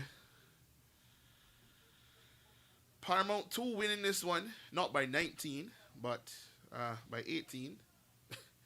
And West Bay just couldn't get it together today, chasing 94, 95 to win. Top score ended up being Jamil Buchanan with 18. I really think that the run out of Brian Corbin really hurt West Bay. Run out going for a fourth run. A cardinal sin of cricket. I think if he managed to stay there till the end, or near to the end, that West Bay would have gotten home. But a depleted Paramount team show up today and defeat West Bay. They initially didn't even want to play this one. And they ended up victorious in the end, so nothing lost. And Ricardo, we must spare thought for the bowling of Ramon Sealy, who was 7 runs, 3 wickets, did very well. Dario Walcott also chipping in with 2 for 11, and Sanderson 2 for 21 of his 4. Not a bad performance by the West Bay bowling attack. And I think where that says L. Williams, but I think that's Omroy Williams, who made 21. Not a lot of the Paramount players got starts, but didn't really get going. So West Bay would have thought at the halfway stage that they are in with a chance. And with the batting lineup of the captain, Ramon Sealy, and Brian Corbin, the likes inside their batting lineup, they would have thought, they should be able to get home chasing 94. However, Paramount had other ideas. And we must say that it was a fantastic performance in the field. Some brilliant catches. Absolutely amazing catches in the field to put a damper on West Bay's chase. And Edwards, his usual self, 4 overs, 3 for 15. Davian Codner, his three overs went for 16 runs. Bowled 2 really good overs towards the end. And the man of the moment, Mr. Jermaine Lewis, was absolutely superb. His stats reads 5 runs only, 4 wickets off his 4 overs. That was an absolutely amazing performance by him. Fantastic overall cricket, Ricardo, and I think Paramount will feel very proud because they have lost some of their key players this weekend, but turned up here today and put on a performance like this. Yeah, I think Paramount played, especially in the field, with a plan. Bowling into the pads of Ramon Sealy early, not allowing him to play the ball over the top. And, of course, not allowing the new ball to be bowled by a medium pacer. So, therefore, the ball wasn't coming onto the bat and Sealy was not able to go over the top. So, there were a lot of dot balls faced by West Bay today. And I think that that's something that they'll have to look at. The way that they approach the innings, when boundaries are not available, you still have to find a way to score in the power play. You have to run some ones, get some twos going there. And their innings just really never ever got going. They never ever got any partnerships going. And they lost wickets at crucial times. And when you're a batting team, losing wickets at crucial times and not able to build any momentum in the innings, you're always going to suffer. So, unfortunately, today, it was a day for the bowlers on both sides. Not so much for the batting. And, they'll have to go back to the drawing board and come back stronger again next week. And Ricardo, as you can see from the worm, they were never in contention at any point. Paramount kept the lid on all the way through, as you said, wickets at key moments to ensure that West Bay never picked up any sort of momentum. And as you can see, the results, Paramount victorious. A very good fielding performance from them. And from our calculation, we would have thought the bowling of Lewis. Let's see, absolutely, there we go. And that's confirmation, Ricardo. Jermaine Lewis, the player of the match. Yes. Superb performance from him. Yeah, Lewis, he'll be dreaming about this for many, many days. Because this type of performance on a day when the chips are against you and you have a weakened team and you put your hand up and you do something special, it's something that you'll cherish for a very, very, very long time. And I know that he would love to take this pitch with him everywhere he goes now. Won't be the case, but today was for him. Absolutely, and I think he deserves his moment. He did bowl very, very well on the surface. Used the conditions. He's a tall man, but he kept it nice and full and straight. And as the players miss, he hit. And that's been his ploy. Well done, Jermaine Lewis. And as thank you, I want to mention the youngster for helping out with the camera. Alessandro Morris Jr. helped with the cameras today. Thanks to him. And at the end of the day, we always want to see the youngsters involved in the cricket overall, whichever their area, whichever department. And today we had some help in the production. And on behalf of the Vice President of Cayman Cricket, Ricardo Roach, who is the mainstay behind the streaming services and all the production work, does some wonderful work every week, week in, week out. We want to thank each and every one of you for joining us. And as you can see from the standings, Northwester is leading at the moment. Paramount now has moved into second place. And good run rate as well. West Bay now lingering at number 3.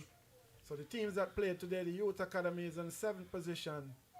And they earlier played against Tamilado, who are in 4th position at the moment. So again, ladies and gentlemen, on behalf of Mr. Ricardo Roach and myself, Alessandro Morris, we want to sign off from Jimmy Powell Oval. Thank you for joining us, and we'll catch you next week, same time, same place, where we continue another streaming. Special thanks to K-Sport 360 for hosting the streaming of Cayman Cricket. Thank you once again. You can always go back and watch on YouTube streaming to rewatch this game. Over and out. Have a wonderful